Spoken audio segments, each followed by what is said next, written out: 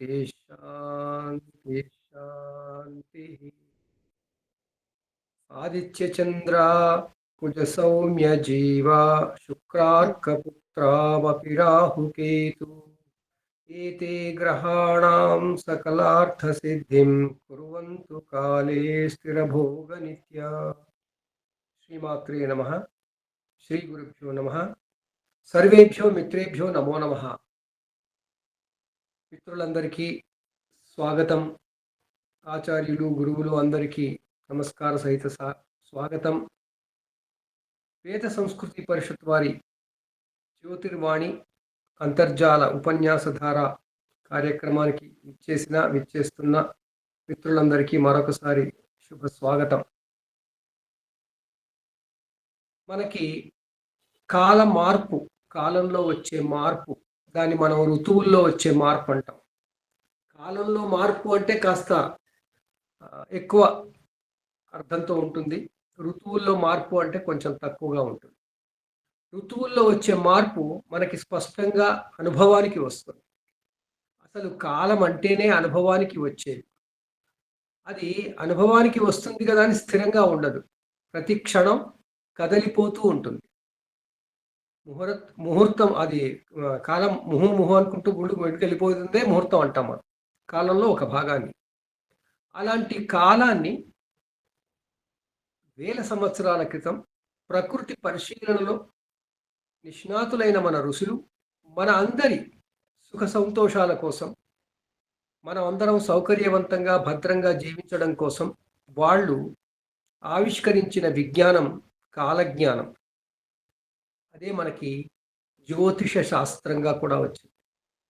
కాలం అనేది జ్యోతిష శాస్త్రంలో ఒక అంతర్భాగం. కాలాన్ని ముందు తీసుకుని ఆ కాలానికి, ఆ కాలస్వరూపానికి మళ్ళీ జ్యోతిష్యుల యొక్క ప్రభావాన్ని అన్వయం చేసుకుంటూ అనుసంధానం చేసి మనం చెప్పుకునేదే జ్యోతిష శాస్త్రం.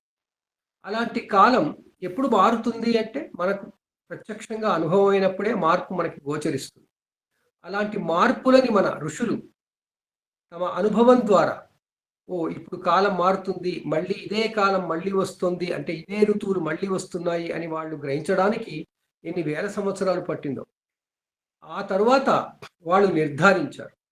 వాళ్ళ నిర్ధారణ ఎంత సూక్ష్మమైనదంటే ఈరోజు కూడా మనం ఆ కాలాన్ని కొలిచే ఏ విధానంలో అయినా గమనించినప్పుడు సరిగ్గా వాళ్ళు చెప్పిన రీతిగా జరుగుతోంది అని మనకి తెలుస్తుంది. అయితే వాళ్ళు ఎప్పుడు మేము చెప్పినట్టుగానే జరుగుతుంది అని కాకుండా మేము చెప్పిన విధానంలో జరుగుతుంది, మార్పులు ఉండవచ్చు అని కూడా చెప్పారు. ఆ విధంగా కాల గణనలో మనకి ఎన్నో విధానాలు ఉన్నాయి, పద్ధతులు ఉన్నాయి. దాంట్లో అన్నింటికీ మూలం, అన్నింటికీ మాతృక సూర్య సిద్ధాంతం అంట. సూర్య సిద్ధాంతం కాకుండా కాలాన్ని గణించే మరే శాస్త్రము లేదు. అయితే ఒకటే సూర్య సిద్ధాంతం అయినప్పుడు మరి మనకి ముఖ్యంగా భారతదేశంలో, ముఖ్యంగా తెలుగు రాష్ట్రాలలో పంచాంగాలలో ఎందుకు మార్పులు ఉంటాయి అని అన్నప్పుడు, పంచాంగ కర్తలు సూర్య సిద్ధాంతం పేరుతోనే ఆ పంచాంగాలు నిర్మించడానికి, అంటే వాటిని రాయడానికి వాళ్ళకి ఉండేటువంటి ముఖ్యమైన ఆధారం కరణ గ్రంథాలు. ఆ కరణ గ్రంథాలు వాళ్ళు ఏవి పాటిస్తే దాని ప్రకారం వాళ్ళకి ఆ ఫలితం అనేది, లేదా ఆ పంచాంగాలలో రాసేది వస్తుంది. పంచాంగాలు రాయడానికి పంచాంగకర్తలకు ఆధారం ఏమిటి అంటే సూర్య సిద్ధాంతమే, మరే సిద్ధాంతం కాదు, ఇంకోటి ఏమీ లేదు. ఆ సూర్య సిద్ధాంతంలో కొన్ని వందల ఏళ్ల కింద మళ్ళీ మన పూర్వీకులు రాసినటువంటి కరణ గ్రంథాలు, వాళ్ళు ఏ కరణ గ్రంథం వాడతారో దాని ఆధారంగా వాళ్ళు పంచాంగాలు రాస్తున్నారు.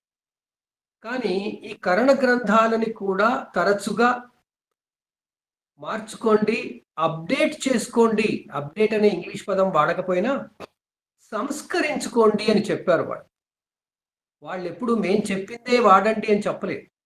సూత్రాలు, గణిత సూత్రాలు ఇచ్చారు, కానీ ఆ సూత్రాలను ఉపయోగిస్తూ మరికొన్ని పారామీటర్స్ని మీరు సంస్కరించుకోండి అన్నారు. అంటే ఎప్పటికప్పుడు కాలంలో వస్తున్న మార్పులని మీరు గమనిస్తూ ఈ సూత్రాలని పాటించండి అన్నారు. ఆ విధంగా మనకి సూత్రాలని పాటిస్తూ సంస్కరించుకుంటూ చేసే విధానాన్ని దృక్ సిద్ధాంతం అని, అలా కాకుండా పాపం వాళ్ళు చెప్పిందే వాడుకుందాం, మహానుభావులు వాళ్ళకన్నా మనం గొప్పవాళ్ళమా అన్న ఉద్దేశంతో వాళ్ళ మీద గౌరవంతో వాళ్ళు చెప్పిన నాటి ఆ సూత్రాలను అదే గణాంకాలతో సహా రాసుకునేదాన్ని పూర్వ సిద్ధాంతము అంటారు. మన ఋషులు ఈ సిద్ధాంతాలు చెప్పినప్పుడు దృక్ సిద్ధాంతము, పూర్వ సిద్ధాంతం అని చెప్పినప్పుడు ఈ రెండు సిద్ధాంతాల ద్వారా కూడా సూర్య సిద్ధాంతానికి అనుగుణంగానే దీన్ని ఎలా లెక్కించాలి, గ్రహస్ఫుటాలను ఎలా లెక్కించాలి అన్నప్పుడు మళ్ళీ రెండు విధానాలు వాళ్ళు సూచించారు. ఒకటి, ప్రత్యక్షంగా మనకి సూర్యుడిని చూస్తూ భూమి మీద జరుగుతున్న మార్పుల్ని, ఆ సూర్యుడు ఉండే చోటు నుంచి మార్పులని అనుసంధానం చేసుకుంటూ సింక్రనైజ్ చేసుకుంటూ ఒక విధానం అన్నారు. దాన్ని సూర్యుడి చూసి మనం చేస్తున్నాం, సూర్యుని యొక్క అయనం ఆధారంగా చేస్తున్నాం. అయనం అంటే ప్రయాణం, ఎలా కనపడుతున్నాడో అలా. దానిని సాయన విధానం అంటారు. సహ ఆయన.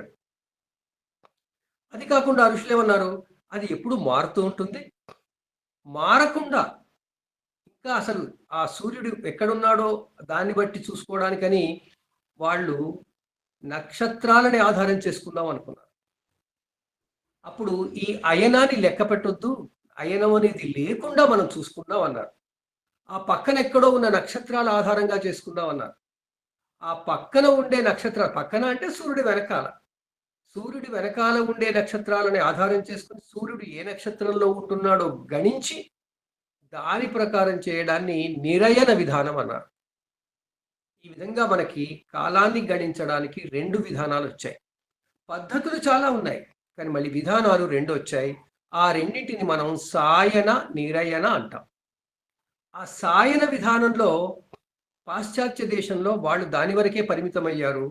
భారతదేశంలో అంతకన్నా అడ్వాన్స్డ్గా వెళ్ళారు. కాబట్టి ఈ రెండు విధానాలను చేసుకుంటూ సాయన విధానానికి మనకి ఎప్పటికప్పుడు మనకి వనరులు ఉండొచ్చు, ఉండకపోవచ్చు. కాబట్టి అసలు సాయనము కొంచెం స్థిరంగా ఉండదు. కాబట్టి స్థిరంగా ఉండేది అనుకుని ఆ సైడ్కి ఉన్నటువంటి నక్షత్రాలను ఆధారంగా చేసుకుందామని సైడేరియల్ విధానం లేదా నిరయన విధానాన్ని పాటించదాం అన్నారు.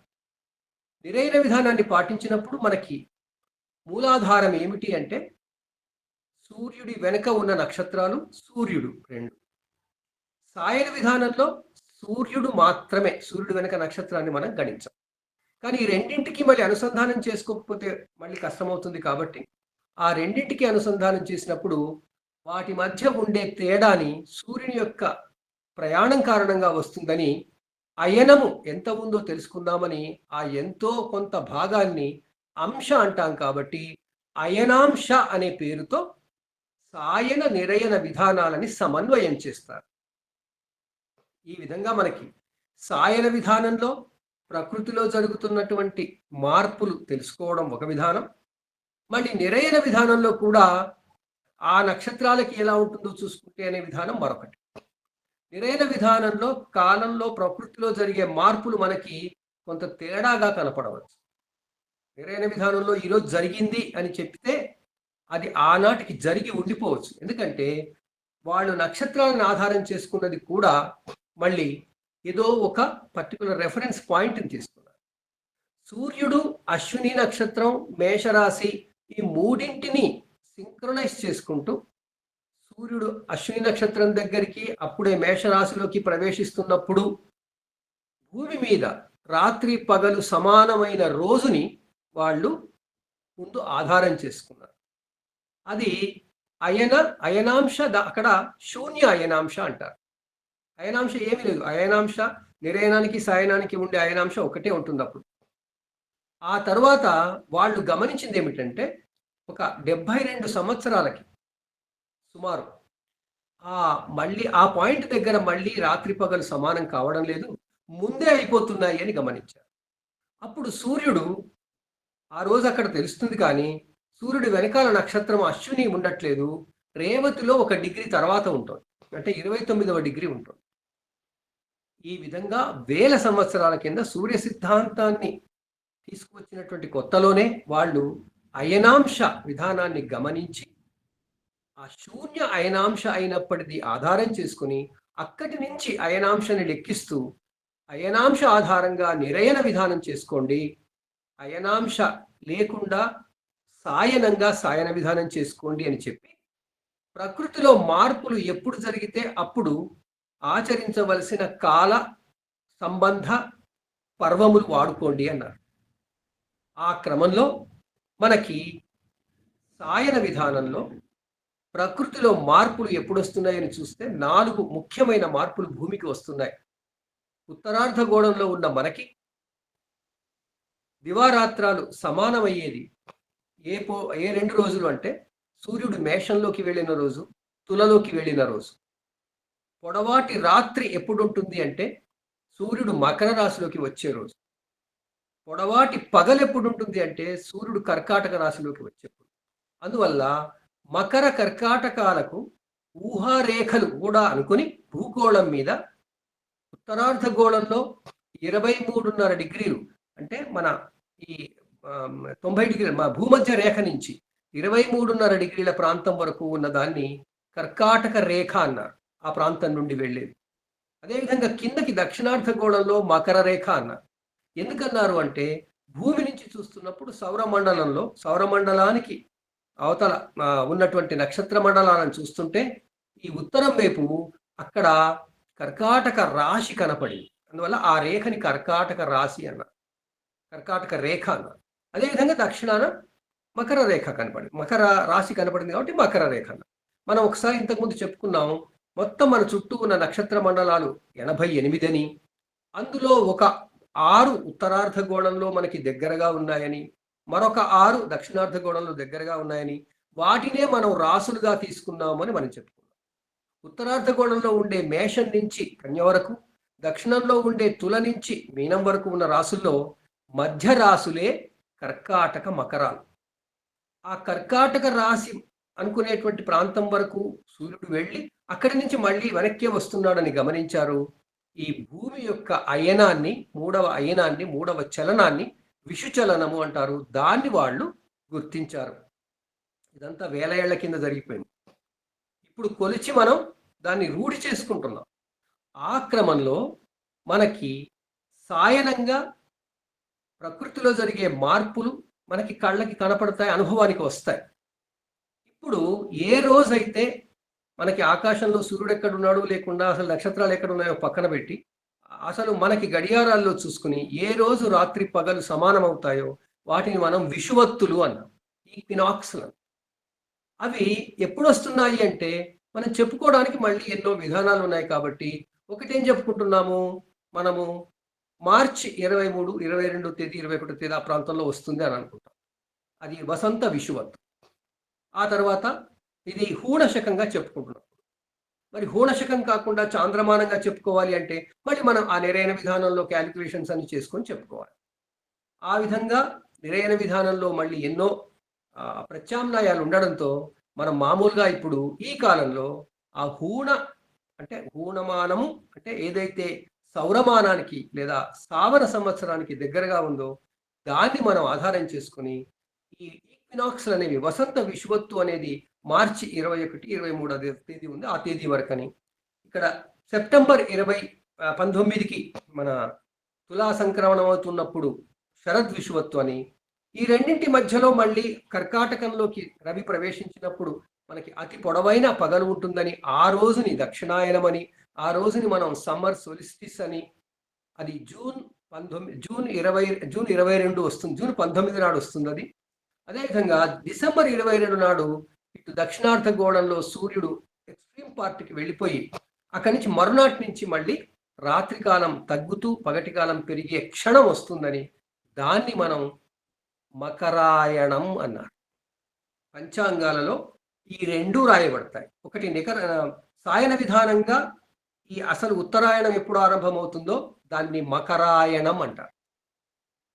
నిరయన విధానంగా ఎప్పుడు ఉత్తరాయణం వస్తుందో మనం అయనాంశని తీసుకుని చేస్తాం కాబట్టి, అయనాంశాన్ని పరిగణించి చేస్తాం కాబట్టి దాన్ని మకర సంక్రమణం అంటారు. పంచాంగాలలో డిసెంబర్ 22వ తేదీ నాడు అందరూ మళ్ళీ చూడండి. రవి మకరాయనం అంటారు. దాన్ని అయన ప్రయుక్త ఉత్తరాయణ పర్వదినం అంటారు. అదేవిధంగా నిరయన విధానంలో కూడా మళ్ళీ 24, ఎందుకంటే ఇప్పుడు అయనాంశ 24 డిగ్రీల చిల్లర ఉంది కాబట్టి ఒక 24 రోజుల తర్వాత, అంటే డిసెంబర్ 22 నుంచి 24 రోజులు, అక్కడ అది 8 రోజులు, ఇక్కడ ఒక 16 రోజులు. అందువల్ల 16వ తేదీకి అటు ఇటుగా మనకి ఇప్పుడు మకర సంక్రమణం జరుగుతుంది. ఇవన్నీ మనం కాగితాల మీద వాటి నేచర్లో ప్రకృతిలో జరుగుతున్నటువంటివి గమనిస్తూ మన కాల గణనలో చేసేటువంటి విధానాలు. రాను రాను సుమారు ఒక 20-30 సంవత్సరాల నుంచి ఈ పంచాంగాలలో, అప్పటికి పంచాంగకర్తలు కూడా తక్కువగా ఉండేవాళ్ళు, కాస్త పంచాంగకర్తలు ఎక్కువైనప్పుడు వాస్తవంగా గణించే వాళ్ళు కాస్త తక్కువై కేవలం ఉన్నవాటిని చెప్తూ వచ్చిన వాళ్ళు ఎక్కువై ఈ అయన ప్రయుక్త పర్వదినాలని కాస్త వెనక్కి తోసి నిరయనంగా చేసేది, అంటే ఈ నిరయన విధానంలో సంక్రమణం జరిగేవి మాత్రం తీసుకుని ఇప్పుడు మకర సంక్రమణం అంటే జనవరి 15వ తారీఖు అంటూ మనకి స్థిరం చేశారు. కానీ మకర సంక్రమణం అనే పర్వదినం నిరయన విధానంలో మనం వాడుకోవాలి అంటే జనవరి 15 అవుతుంది. కానీ అసలు ఉత్తరాయణం అంటే పగటి కాలం పెరగడం ఎప్పటి నుంచి ఆరంభమైంది అంటే అది డిసెంబర్ 22 నుండి అయింది. అప్పుడు దాన్ని మకరాయణం అన్నాము. అందువల్ల అయన ప్రయుక్త అది మనకి డిసెంబర్ 22న జరిగిపోయింది. అందువల్ల ఈరోజు మనకి చర్చా విషయం మకరాయణం, మకర సంక్రమణం. ఈ రెండింటినీ తీసుకుని మనం ప్రకృతిని ఎలా ఆరాధించాలి, ఈ విషయంగా మనం ఈరోజు ఈ విషయాన్ని తీసుకొచ్చాం. అదృష్టమో దురదృష్టమో ఎక్కువ సమాచారం ఉన్నందుకో ఇప్పుడు ఈ కాలంలో వీటి మీద అదేంటి పంచాంగాలలో జనవరి 15 కదా సంక్రాంతి, డిసెంబర్ 22కి ఎలా అయింది అనే ప్రశ్న మనకు అవన్నీ కూడా ఇప్పుడు అవన్నీ మనం చూసుకోవాల్సిన అవసరం లేదు.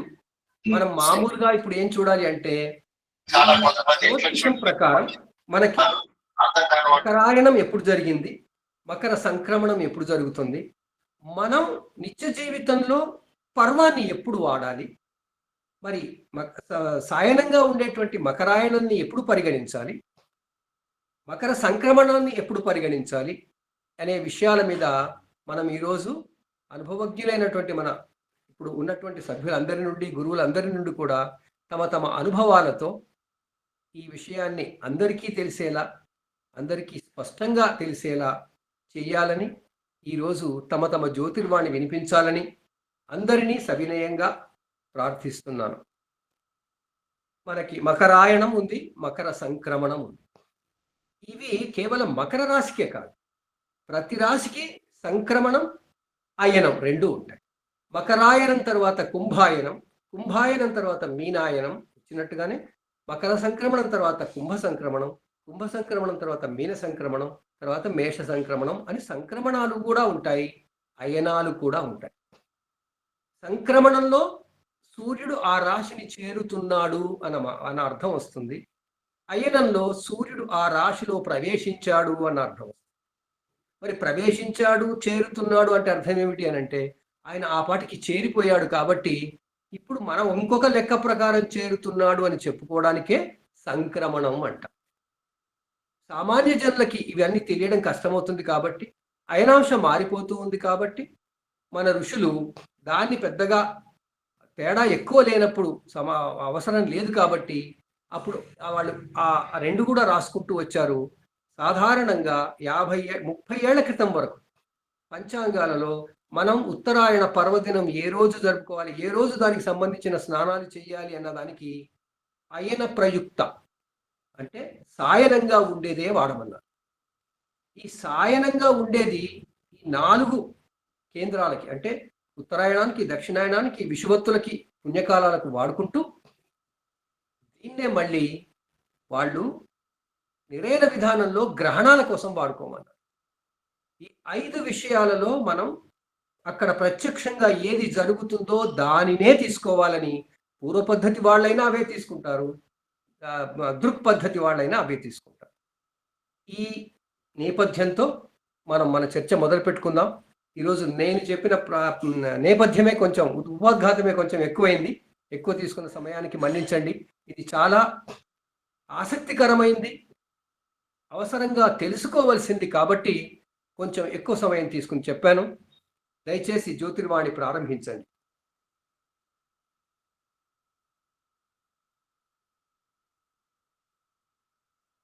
ఈరోజు రవీంద్రనాథ్ గారు వచ్చారు. ధన్యవాదాలు సార్. చాలా రోజులైంది మీరు దర్శనం లేక. ఆరంభించండి, మీరే ఆరంభించవలసిందిగా కోరుతున్నాను. సభకు నమస్కారం. శ్రీ విఘ్నేశ్వరాయ నమః. ఈనాటి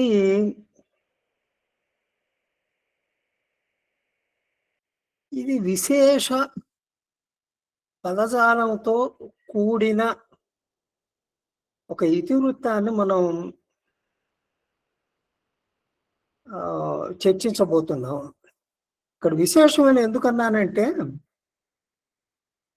ఇంతకాలం మనం ఎప్పుడు కూడా మనం మకర సంక్రాంతి అనగానే మనం జనవరి 14 ఫిక్స్డ్ 14, 13, 15 ఒక డేట్ మిడ్ నైట్ అవతల అవటమో లేకపోతే మార్నింగ్ యువతల అవటం అన్న కొంచెం తేడా వస్తుంది అంతే. సర్వసాధారణంగా 14వ తారీఖునే వస్తుంది, అది ఫిక్స్డ్, అందరికీ తెలుసు. జనవరి 14వ తారీఖున మకర సంక్రాంతి ఉండగా ఇప్పుడు గురుగారు ఏమిటి ఇంత చెప్పారు, అది చేయాలా ఇది చేయాలా అంటారు ఏంటంటే కొందరు సందేహాల్లో పడి ఉండొచ్చు. ఇవాళ మనకి ఒక పోస్ట్ కూడా పెట్టారు ఇందాక, మన గురుగారు పోస్ట్ ఫార్వర్డ్ చేశారు సోమనాథ్ శాస్త్రి గారు. ఆ చదువున్న వాళ్ళకి చాలా సందేహాలు తీరిపోతాయి. ఈ సందేహ నివృత్తి కొంచెం క్లారిఫికేషన్ కోసం మళ్ళీ అదే విషయాన్ని మళ్ళీ చెప్పుకుందాం. అది చెప్పుకోకుండా మనం ఇక ముందుకు వెళ్ళలేము అనమాట, అందుకని అది చెప్పుకోవాల్సిందే. ఇక్కడ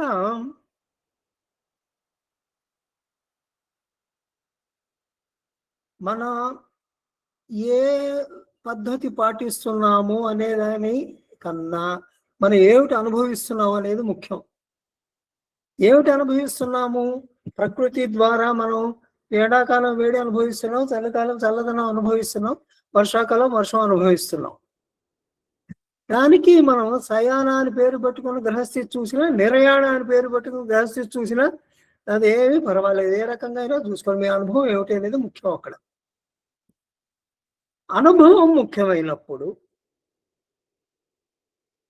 ఈ వాస్తవానికి గ్రహగతుల్లో ఏ సమయంలో మార్పులు వస్తున్నాయి అని చూసుకుంటే,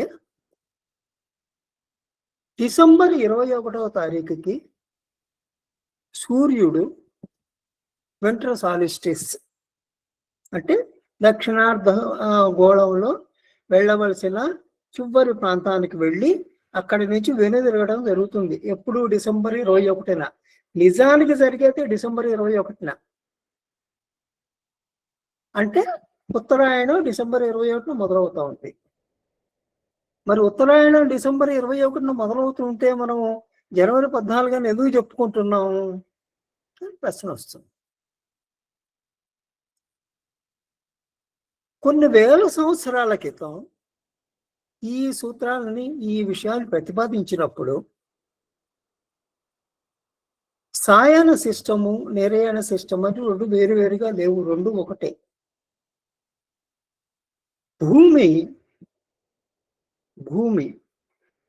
ప్రెసిషన్ అని చెప్పి ఇప్పుడు భూమికి ఉంది, కొంచెం పక్కకు వాళ్ళు ఉంటుంది. ఒకానొకప్పుడు ఈ సూత్రాలు ప్రతిపాదించిన రోజుల్లో ఆ భూమి పక్కకి ఎటవాలుగా వాళ్ళు అనేది చాలా తక్కువ.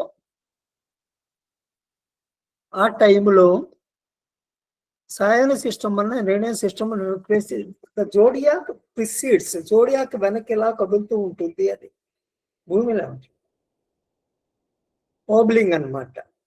భూమిలో ఓబ్లింగ్ జరుగుతున్నప్పుడు జోడియాక్ ప్రిసెషన్ ఉంటుంది, ఇలా వెనక్కి జరుగుతూ ఉంటుంది అని. చాలా మంది పెద్దలు ఆ రోజుల్లో చాలా మంది చాలా రకాలుగా పెట్టారు. అసలు ఇది ఎక్కడి నుంచి మొదలు పెట్టాలి, ప్రిసిషన్ కొందరేమో మేషరాశి నుంచి మీరు మొదలు పెట్టాలన్న కొందరేమో కన్యారాశి నుంచి మనం లెక్కేసుకోవాలన్నారు, కొందరేమో మిథునం నుంచి లెక్కేసుకోవాలన్నారు. ఎందుకని చెప్పి ఇలా రకరకాలు చెప్తున్నానంటే ఇది ఎగ్జాక్ట్ గా ఇది సర్క్యులర్ కాదు, ఇదేమో దాన్ని ఏమంటారు, ఎలిప్టికల్, పాత్ ఎలిప్టికల్ గా ఉంటుంది, అండాకారంలో ఉంటుంది. కాబట్టి ఏమిటి జరుగుతుందట, వేగంగా వచ్చేసి మీరు స్టార్టింగ్ పాయింట్ తీసుకునేసరికి వేగం మారుతూ ఉంటుంది అనమాట. వేగం మారుతున్న దాన్ని బట్టి ప్రెసిషన్ మారుతూ ఉంటుంది. నిజానికి ఆ జోడియాకి వెనక్కి జరుగుతుందా లేదా అనేది క్వశ్చన్. వెనక్కి జరగటం అనేది నిజానికి జరగదు. ఇప్పుడు ఏంటంటే టైం టు టైం జరుగుతున్న physical processes in the atmosphere, దానివల్ల అది వెనక్కి జరగటం జరుగుతోంది. కానీ మన పూర్వజులు ప్రతిపాదించిన ప్రతి సిద్ధాంతము కూడా నక్షత్రాలను ఆధారం చేసుకొని, నక్షత్రం స్థిరంగా ఉంటుంది, స్థిర నక్షత్రాన్ని ఆధారంగా చేసుకునే ప్రతిదీ చెప్పారు. కాబట్టి మనం ప్రిసిషన్ తీసుకున్నప్పుడు మన జోడియాకిని వెనక్కి జరిపి చూస్తే నక్షత్రం తన గతి తప్పుతుంది, తన స్థానం మారిపోతుంది. ఆ స్థానం మారిపోయినప్పుడు స్థిర నక్షత్రం ఆధారంగా చేసుకొని మన సూత్రాలు ప్రతిపాదన చేసినప్పుడు రకరకాల దేనికైనా కానీ ఆ నక్షత్ర స్థానం మారిపోతే ఈ సూత్రాలన్నిటికీ విలువ లేకుండా పోతుంది.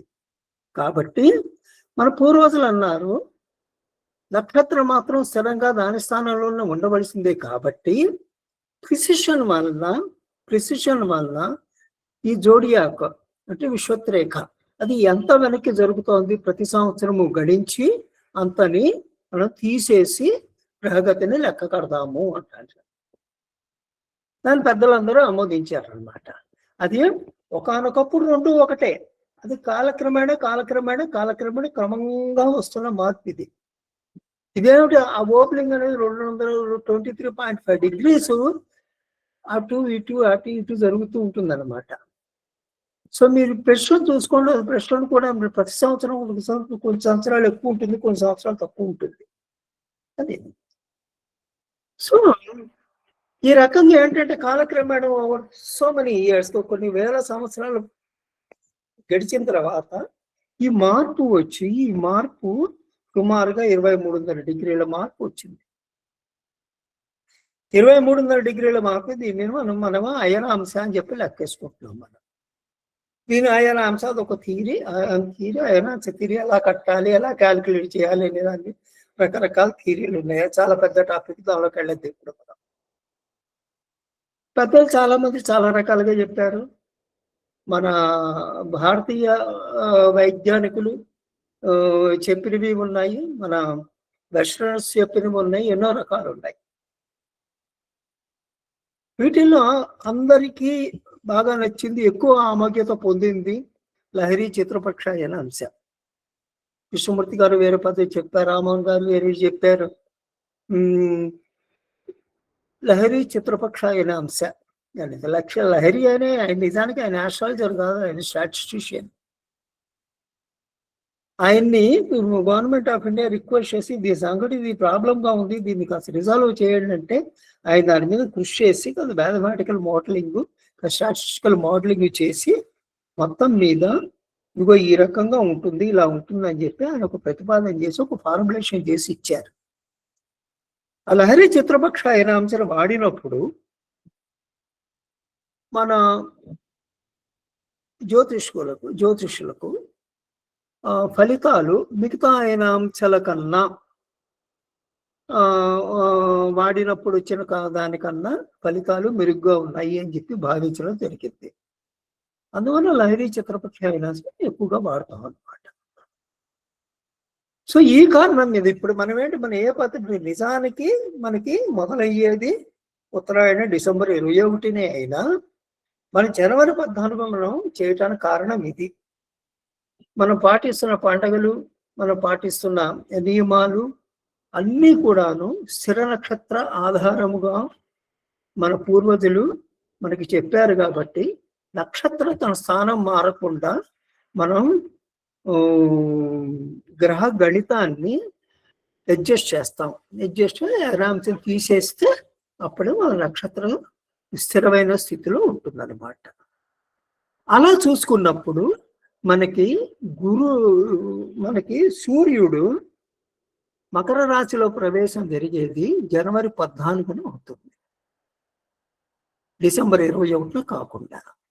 అందువల్ల జనవరి 14 నుంచి మనం ఉత్తరాయణం ఉదహరిస్తాం అన్నమాట. అని మీ ఋతువులు తీసుకుంటే మాత్రం 6 ఋతువులకి కూడా మళ్ళీ సయాన సిస్టమ్ ప్రకారమే 6 ఋతువులు, సంవత్సరానికి 6 ఋతువులు, ఒక్కొక్క ఋతువు 2 నెలలు, ఫిక్స్డ్ డేట్ మీదే చెప్తాం మనం. అది ఋతువుల గురించి చెప్తాము. ఆ ఋతువుల దగ్గర మళ్ళీ నిర్యాణ రాగం మనకు సయాన సిస్టమే మనకు వస్తుంది అనమాట. కర్ణాటకలో కొన్ని ప్రాంతాల్లో మాత్రం ఇప్పటికీ కూడా నిర్యాణ సిస్టమే మారుతారు ఋతువులకు కూడాను. మన శాస్త్రాలు ఏం చెప్పింది దాన్ని బట్టి వాళ్ళకి ఏంటంటే వర్ష ఋతువు ఒకసారి జూలై, ఆగస్ట్, సెప్టెంబర్లో కూడా వచ్చేస్తూ ఉంటుంది వర్ష ఋతువు. వాళ్ళకి మొదలవుతుంది, వచ్చేస్తుంది కదా, మొదలవుతుంది. కర్ణాటకలో కొన్ని ప్రాంతాల్లో ఉన్నది ఆ పద్ధతి. ఇంకా సరే, ఈ రకంగా మనం గణితం విషయం ఏమిటి, గణితం ఎందుకు ఇలా చేస్తున్నా అదే మనం ఇప్పుడు చెప్పుకున్నాము. ఇంకా అనుభవంలోకి వస్తే మనకి ఉత్తరాయణం మొదలవగానే ఇక నెమ్మగా మన వాతావరణంలో మార్పులు మనం గమనించడం చూస్తాము. సూర్యుడు తన గమనంలో మీ దగ్గరికి వస్తూ వస్తూ వస్తూ వస్తూ ఉంటాడు. మనందరం ఉత్తరార్ధగోళంలో ఉన్నాం. మన భారతదేశం ఉత్తరార్ధగోళంలో ఉంది. ఆస్ట్రేలియా, న్యూజిలాండ్, కొన్ని దేశాలు మనకు దక్షిణార్ధగోళంలో ఉన్నాయి. ఒకానొకప్పుడు ఖండాలన్నీ చాలా దగ్గరగా ఉండేవట కొన్ని లక్షల సంవత్సరాల క్రితం.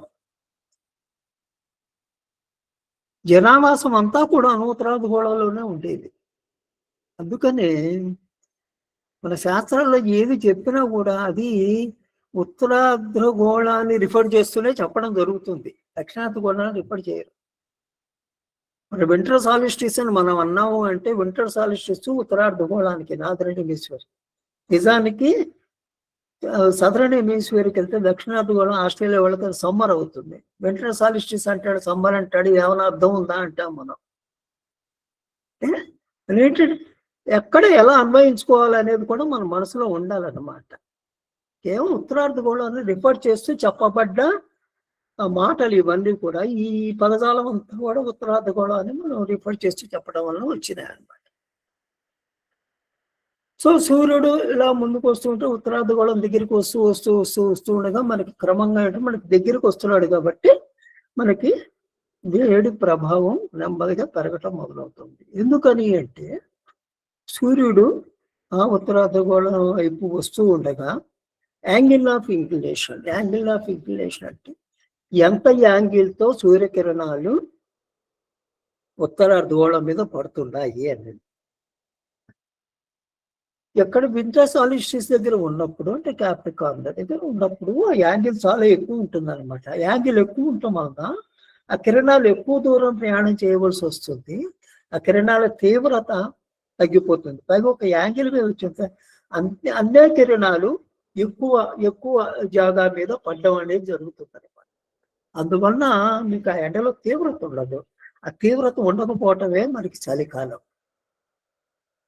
అది ఎప్పుడు జరుగుతుంది మనకి? సూర్యుడు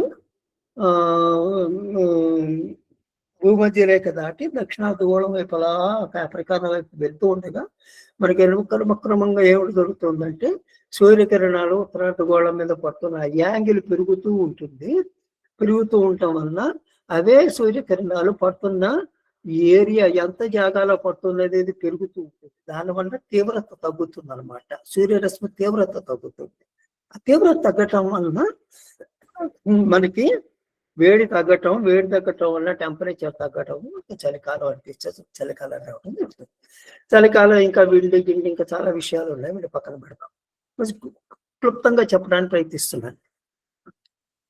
ఆ విధంగా మనకి చలికాలం అంతా అయ్యి డిసెంబర్ 21 ఆ చివరికి వెళ్ళి అక్కడ వింటర్ సాలిస్టిస్ అంటే క్యాప్రికార్న్ టచ్ చేసి మనకి మకర రాశిలోకి ఎంటర్ అవుతాడు. శయాన ప్రకారం ఎంటర్ అయ్యి మళ్ళీ ముందుకు రావటం అంటే సూర్యుడి ప్రయాణము ఉత్తర దిశగా మొదలైందనమాట. ఉత్తర దిశగా మొదలయ్యి భూగోళం మీద అలా వస్తూ ఉంటాడు. భూమధ్య రేఖ దాటి భారతదేశం వైపు వస్తాడు. ఇప్పుడు మనకి డిసెంబర్ 21 సాలిస్టిస్ అయ్యి అక్కడి నుంచి 3 నెలలు లెక్కేసుకోండి.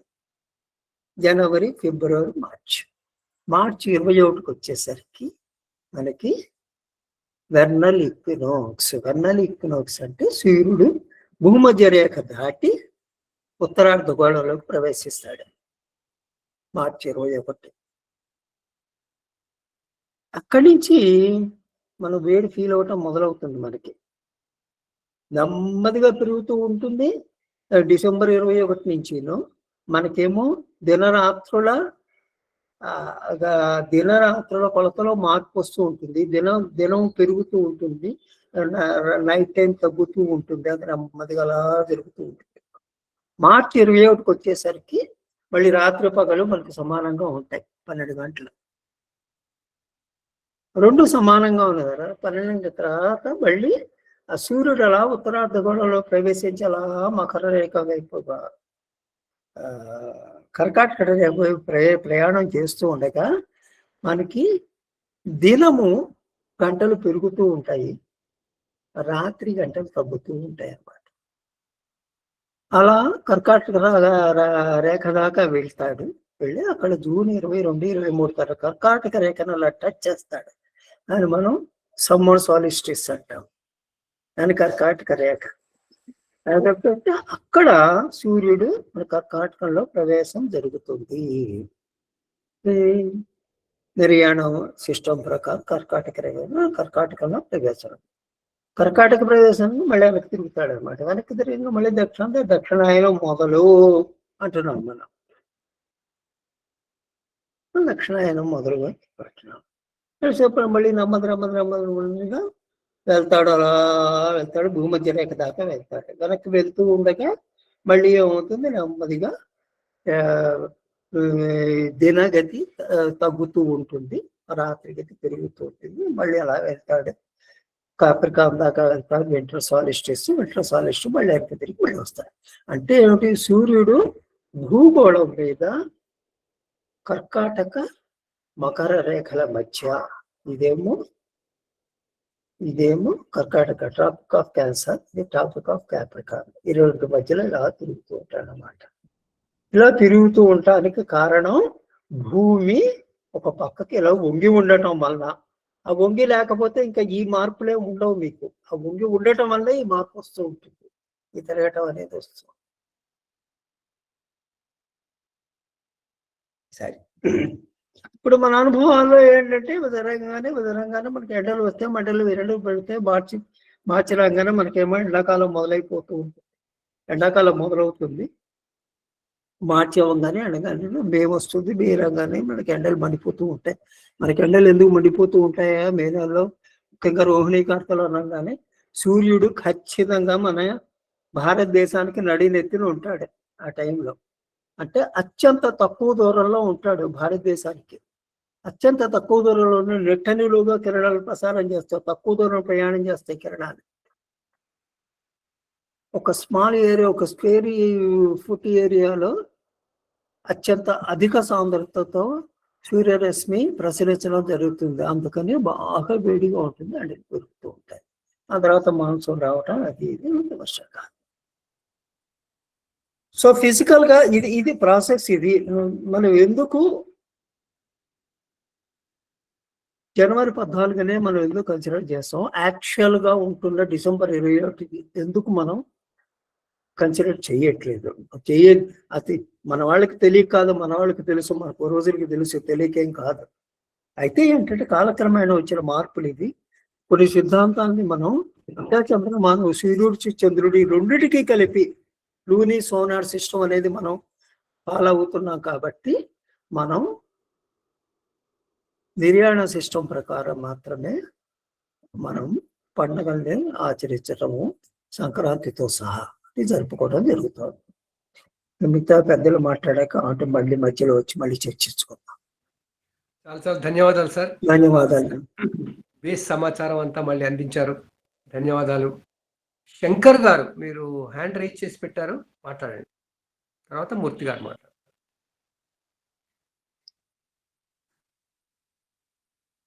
శంకర్ గారు ఉన్నారా?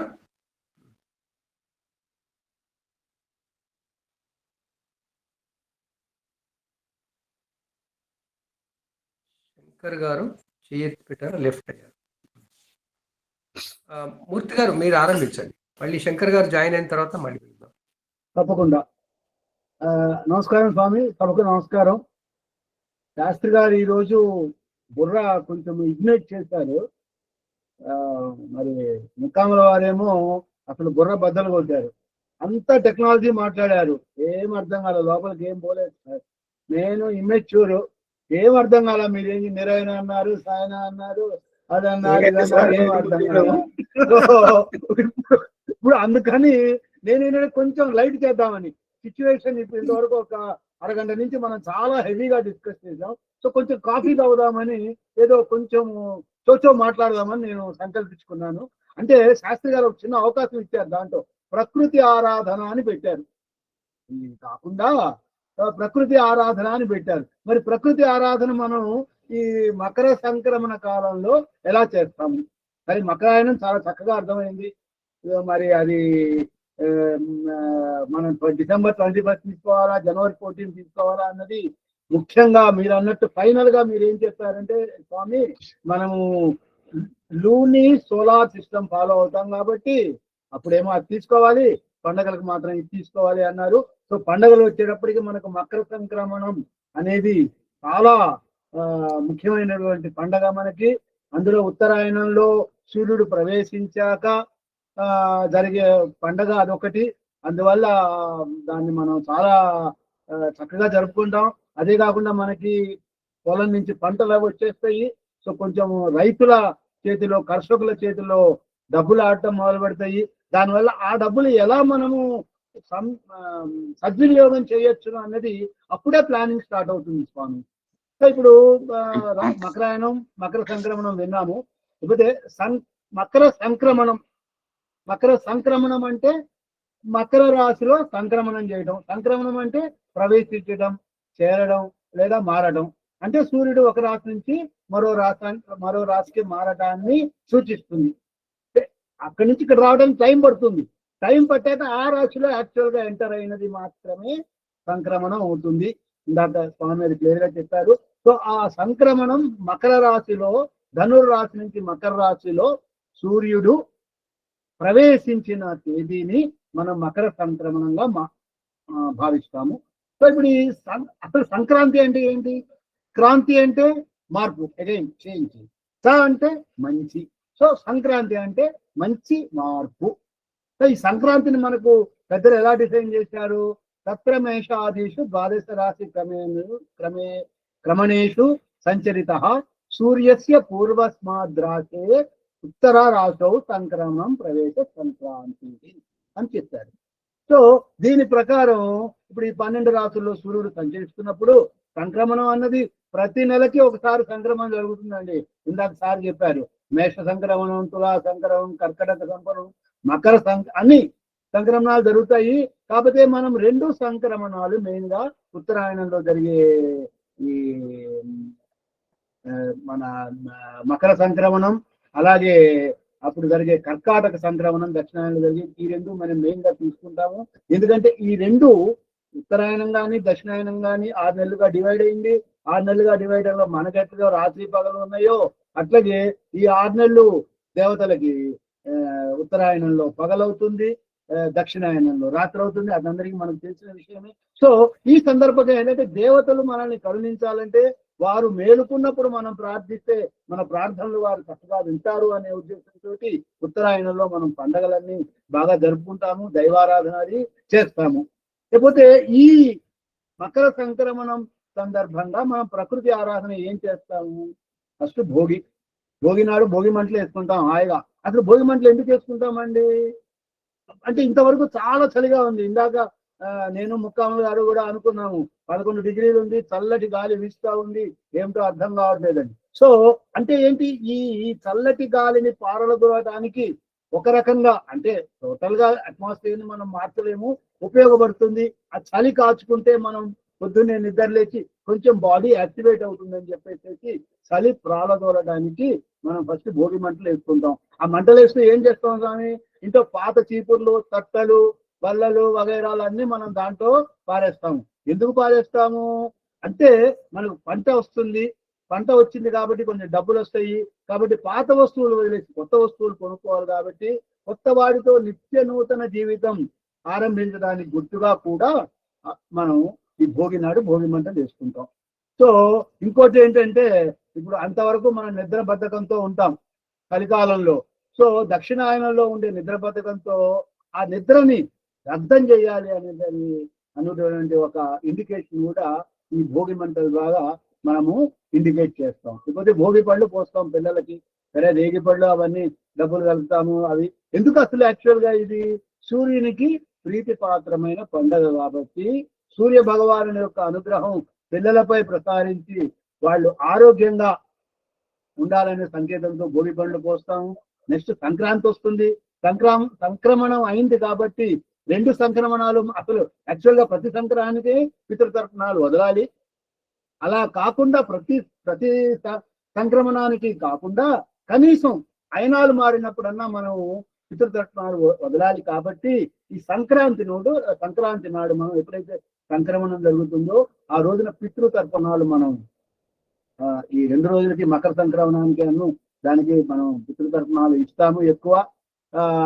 తర్వాత ఆ రోజు పండుగ చేసుకుంటాం, అవన్నీ తింటాము, హాయిగా హ్యాపీగా ఉంటుంది. కనుమ 3వ రోజు కర్మలో మరి మనతో సహచర్యం చేసి మన బాగోగులు చూసిన మనకు ఎంతో చేయూతనిచ్చినటువంటి గొడ్డు గోద వీటన్నిటికీ మనం వాటికి కృతజ్ఞత తెలుపుకోవాలి. కాబట్టి ఆ రోజు వాటికి పూజ చేయటము, పశువులకి మరి చేయటము, అలాగే సంతోషకరంగా కోడి పందాలు అవి పెట్టుకుంటాం. ఇవన్నీ కర్మ రోజు చేసుకుంటాం. ఇకపోతే ఈ 3 రోజుల్లో 4 రోజుల్లో ముగ్గులు ఒకటి పెడతామండి. ముగ్గులు పెట్టడంలో ఏంటండి ఇంపార్టెన్స్, చక్కగా మనం నేల ఫస్ట్ అలికామంటే, ఇప్పుడంటే మొజాయిక్ ఫ్లోరింగ్ అవన్నీ ఉన్నాయి, ఇప్పుడేమో అలకాల్సిన పని లేదు. కానీ పూర్వం పల్లెటూళ్ళలో నేల అలికామంటే అది ఏమీ డిస్టర్బెన్సెస్ లేని ఆకాశానికి, మేఘాలు లేని ఆకాశానికి, చక్కటి ఆకాశానికి సంకేతం. అలా అలికాక మనం ముగ్గులు పెడతామండి. మరి ముగ్గులు ఏంటండి, ముగ్గుల్లో ఉన్న చుక్కలు ఏవైతే ఉన్నాయో అవి రాత్రి వేళ కనిపించే నక్షత్రాలకు సంకేతం. ఇప్పుడు చుక్కల చుట్టూ గళ్ళు వేస్తాం మనం. ఆ గళ్ళు ఏంటండి, ఆ గళ్ళు ఎప్పటికప్పుడు మనకి భూగోళంలో కనిపించే మార్పులకు సంకేతం. ఆ ముగ్గు, గళ్ళల్లో వేసిన ముగ్గు. తర్వాత ఏ ముగ్గు వేసినా కూడా మధ్యలో చిన్న చుక్క పెడతాం సార్. ఆ చుక్క సూర్యదేవునికి సంకేతం. అయితే గీతలు ఏవైతే ఉన్నాయో, గీతల గురించి యాక్చువల్ గా ఆ గీతలు మనము శ్రీచక్రం రూపంలో కావచ్చు, ఇంకో రూపంలో కావచ్చు, ఏ రూపమైన స్వస్తిక రూపం కావచ్చు, ఏదైనా కూడా గీతలు స్థితశక్తికి అంటే స్టాటిక్ ఫోర్స్ కి, చుక్కలేమో డైనమిక్ ఫోర్స్ కి. సో చుక్కలు మారుతూ ఉంటాయి కాబట్టి పెద్ద చుక్క, చిన్న చుక్క అదేమో డైనమిక్ ఫోర్స్, గీతలేమో స్టాటిక్ ఫోర్స్ కి సంకేతం అని. ముగ్గులు ఏ ముగ్గైనా కూడా త్రిచక్ర సమర్పణకి ప్రతీకలని ఒక ఆధారం. ఇప్పుడు ముగ్గుల్లో రకరకాలు ఉన్నాయి. విల్లు ముగ్గు వేస్తారండి. విల్లు ముగ్గు ఆకారం పునర్వసు నక్షత్రానికి, పుష్పం పుష్యమి నక్షత్రానికి, పాము ఆకారం ఆశ్లేషకు, మేక ఎద్దు, పీత సింహం, ఇలాంటి మేష వృషభ మిథున కర్కాటక రాశులకు 9 గంటలకి ముగ్గు నవగ్రహాలకు సంకేతంగా చెప్పచ్చు. చివరి రోజున రథం ముగ్గేస్తాం. అంటే రథం ముగ్గు ఎందుకు వేస్తామండి, ఆ రోజున మనకి ఏ పండుగ అయితే ఆనందాన్ని ఇచ్చిందో ఆ పండుగని సాగనంపడానికి ఒక ఇంటి దగ్గర తాడు వేసి ఆ తాడుని 2వ ఇంటి దగ్గర కలుపుతాం. 2వ ఇంటి ముందు, అక్కడి నుంచి 3వ ఇంటికి వెళ్తుంది. అట్లా ఊరు మొత్తాన్ని కూడా మీరు చేసుకున్న పండుగని ఘనంగా జరుపుకున్నది సాగనం చేయడానికి ఒకటి, అందరం కలిసి ఉంటాము అని సహజీవనానికి ఇది ప్రకృతి ఆరాధనలో ఒక మెట్టుగా మనం భావించి చేస్తాం. అలాగే ఇవన్నీ కాకుండా గొబ్బెమ్మలు కూడా పెడతామండి. గొబ్బెమ్మ అంటే మన అందరికీ తెలుసు, గోపి ప్లస్ బొమ్మ ఇది గొబ్బెమ్మ. సో గొబ్బెమ్మ అంటే గోపికలకు సంకేతము. వాటి మీద పూల రేఖలు అదంతా లేడీస్ చేస్తారు. పెద్ద గొబ్బెమ్మ ఏదైతే మధ్యలో పెడతామో అది గోదాదేవికి సంకేతం. సో ఇదంతా కృష్ణ భక్తికి సంబంధించినటువంటిది. సో నేను ఇంతవరకే చెప్పదలుచుకున్నాను. అంటే ప్రకృతి ఆరాధనలో మనం ఏమేమి చేస్తున్నాము అని చెప్పి చెప్పడం జరిగింది. సో నేను టైం ఏదైనా ఎక్కువ తీసుకుంటే నన్ను ధన్యవాదాలు మూర్తి గారు. ముగ్గుల గురించి చాలా బాగా చక్కగా చెప్పారు. ఆకాశంలో కనిపించే చిత్రాన్ని భూమి మీదకి దింపడమే ముగ్గులని, ఆ కారణంగా ఖగోళ విజ్ఞానం వీళ్ళకి కూడా ఉండేది అని మీరు చెప్పకనే చెప్పారు.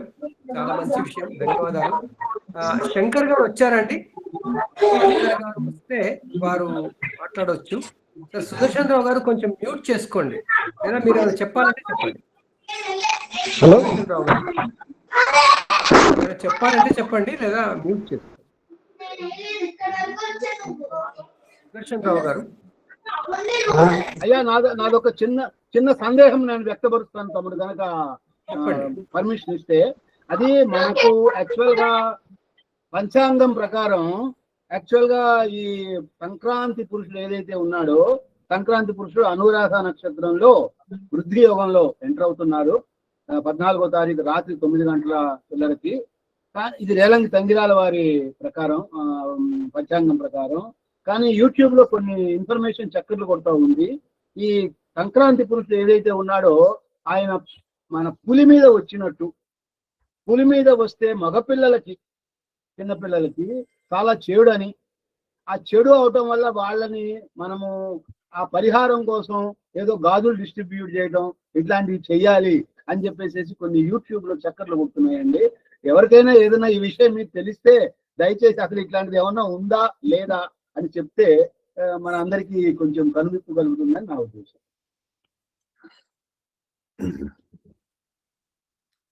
ఇవి ఇంతకుముందు ఎప్పుడు వెళ్ళలేదండి మూర్తి గారు. ఇవాళ ఒక యూట్యూబ్ లో విన్నా. సోషల్ మీడియా బాగా పుంజుకున్న తర్వాత ప్రతి వాళ్ళు కూడా వాళ్ళ పాపులారిటీ కోసం ఏదో ఒకటి చెప్పడం, ముఖ్యంగా యూట్యూబ్ లో రేటింగ్ బట్టి వాళ్ళకి పేమెంట్స్ ఇస్తాడని చెప్పి most exciting thing I must post అనే లెక్కలో ఉందన్నమాట.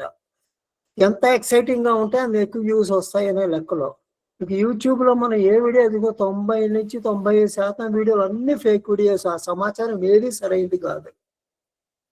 ఏనాడు వినవి అంతే, ఏనాడు వినవి ఉన్నట్టు ఒకసారి ఎక్కడి నుంచి వస్తాయండి? అది ఒక అనామకుడి దగ్గర నుంచి.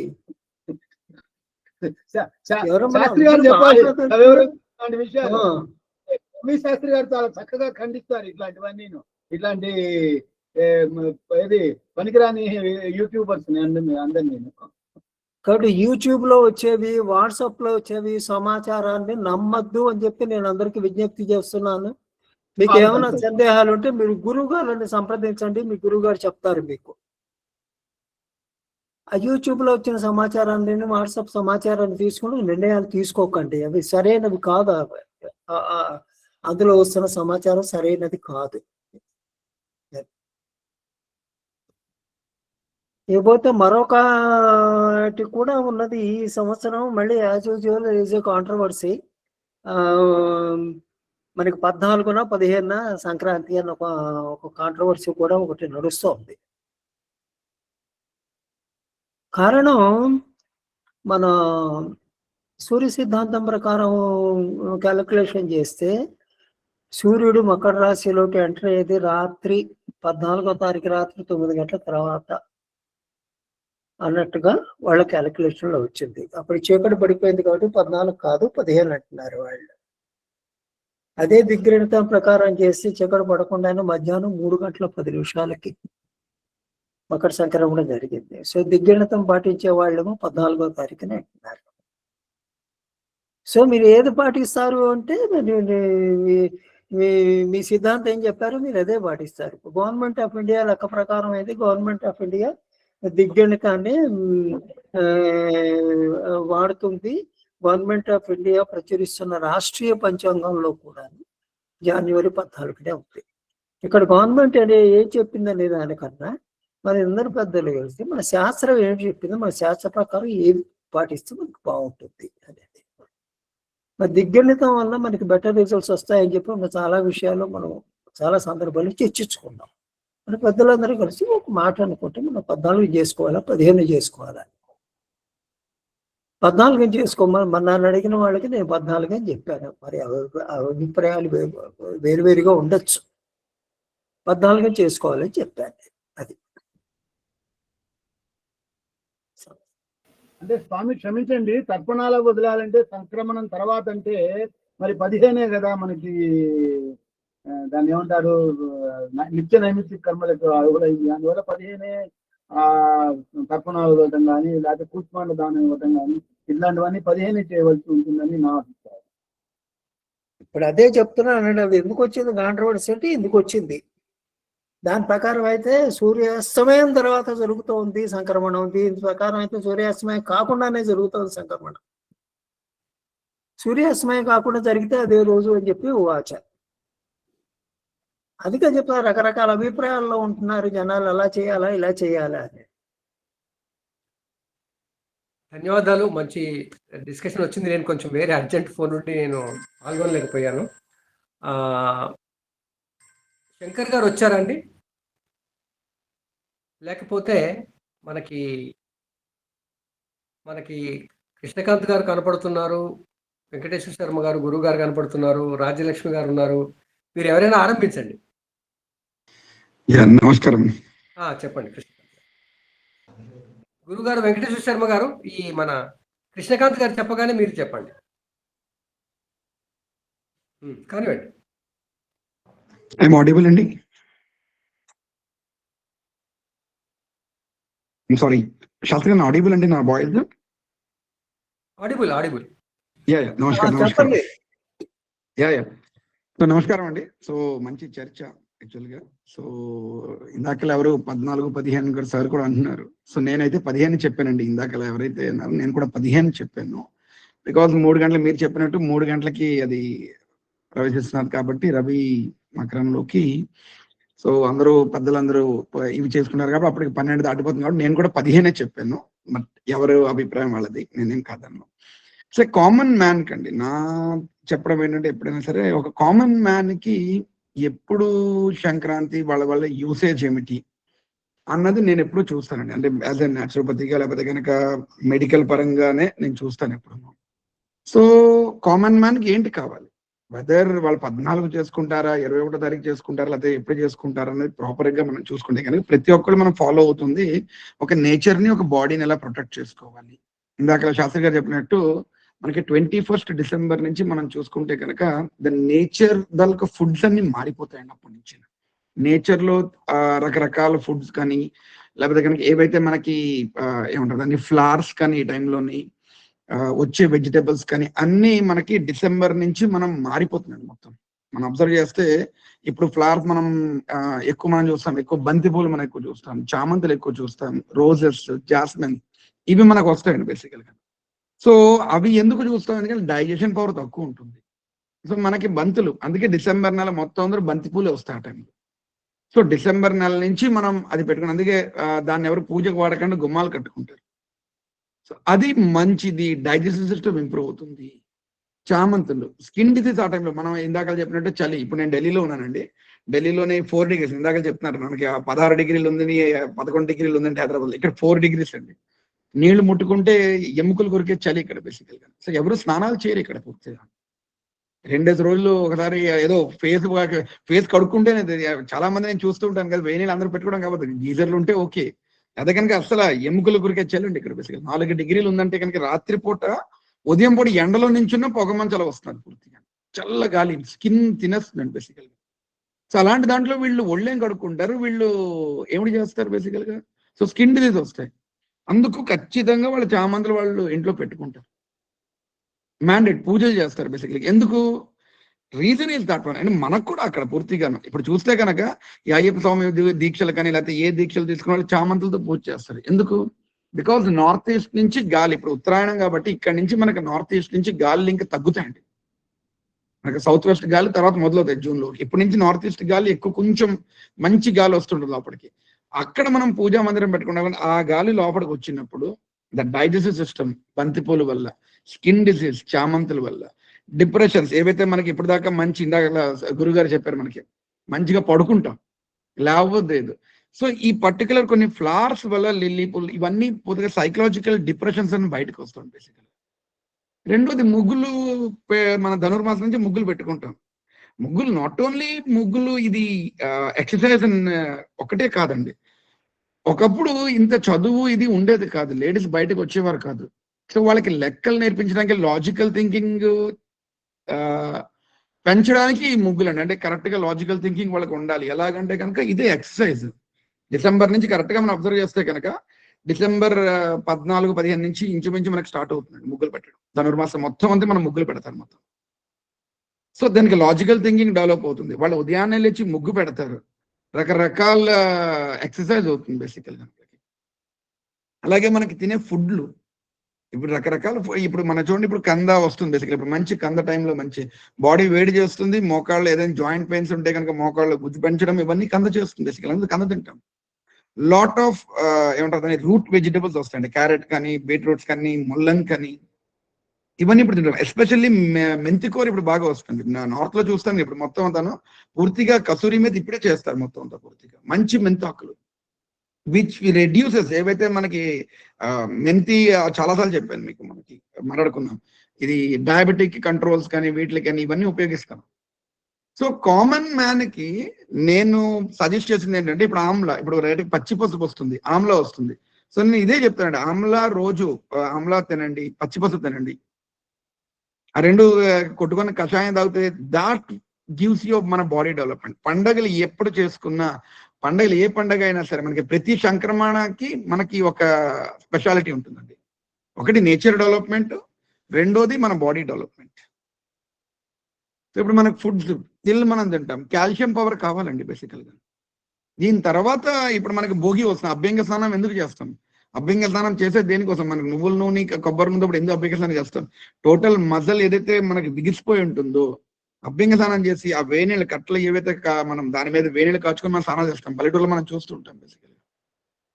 దానివల్ల బాడీ మొత్తం రిలాక్స్ అవుతుందండి. ఆ మట్టి ఏదైతే నలుగు పెట్టుకుంటామో, ఇప్పుడు నలుగు పిండి పెట్టుకొని ఆ అభ్యంగ స్నానం చేస్తే మన తలకు మట్టి ఏదైతే పోర్ట్స్ ఉంటుందో అవన్నీ విడుతాయండి.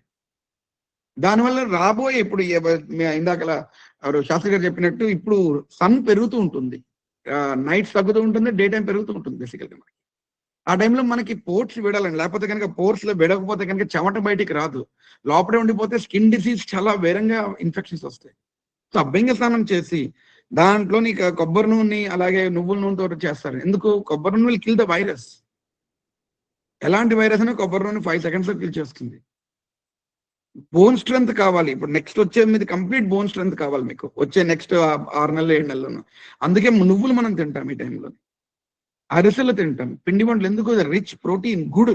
ఎస్పెషల్లీ మనం ఎక్కడ చూసుకున్నా బెల్లంతో పాటు ఐటమ్స్ అని తింటామంటే, ఏదైతే మనం పొల్యూషన్ చాలా ఎక్కువ. ఇప్పుడు ఢిల్లీలో కూడా అబ్జర్వ్ చేస్తే మీకు, నేను ఇందాక మాట్లాడతాను ఢిల్లీలోని, ఆ పొల్యూషన్ అన్నది పూర్తిగా, ఎందుకంటే మనకి అట్మాస్ఫియర్ ప్రెషర్ చాలా ఎక్కువ ఉంటుంది, పొల్యూషన్ వెళ్ళదు, మనం ఎక్కువ పొల్యూషన్ పీలుస్తాం బాగాను.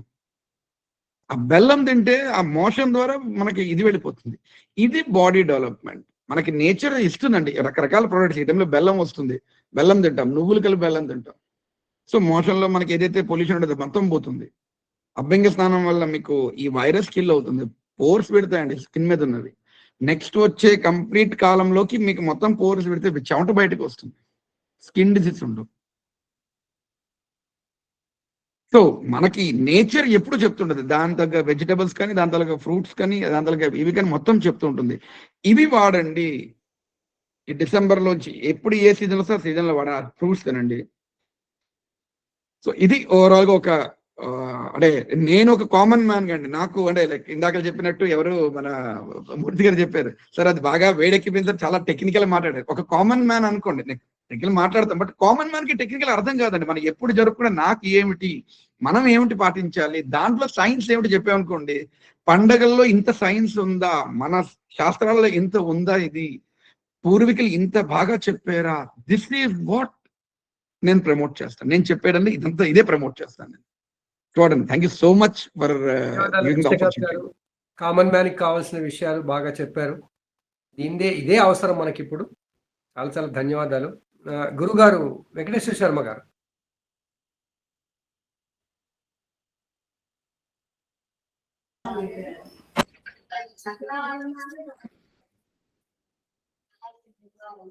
జ్యోతివాణి సభ్యులందరికీ కూడా శుభ సాయంకాలం. వినపడుతున్నదా? వినపడుతుంది. ఒక నిమిషం.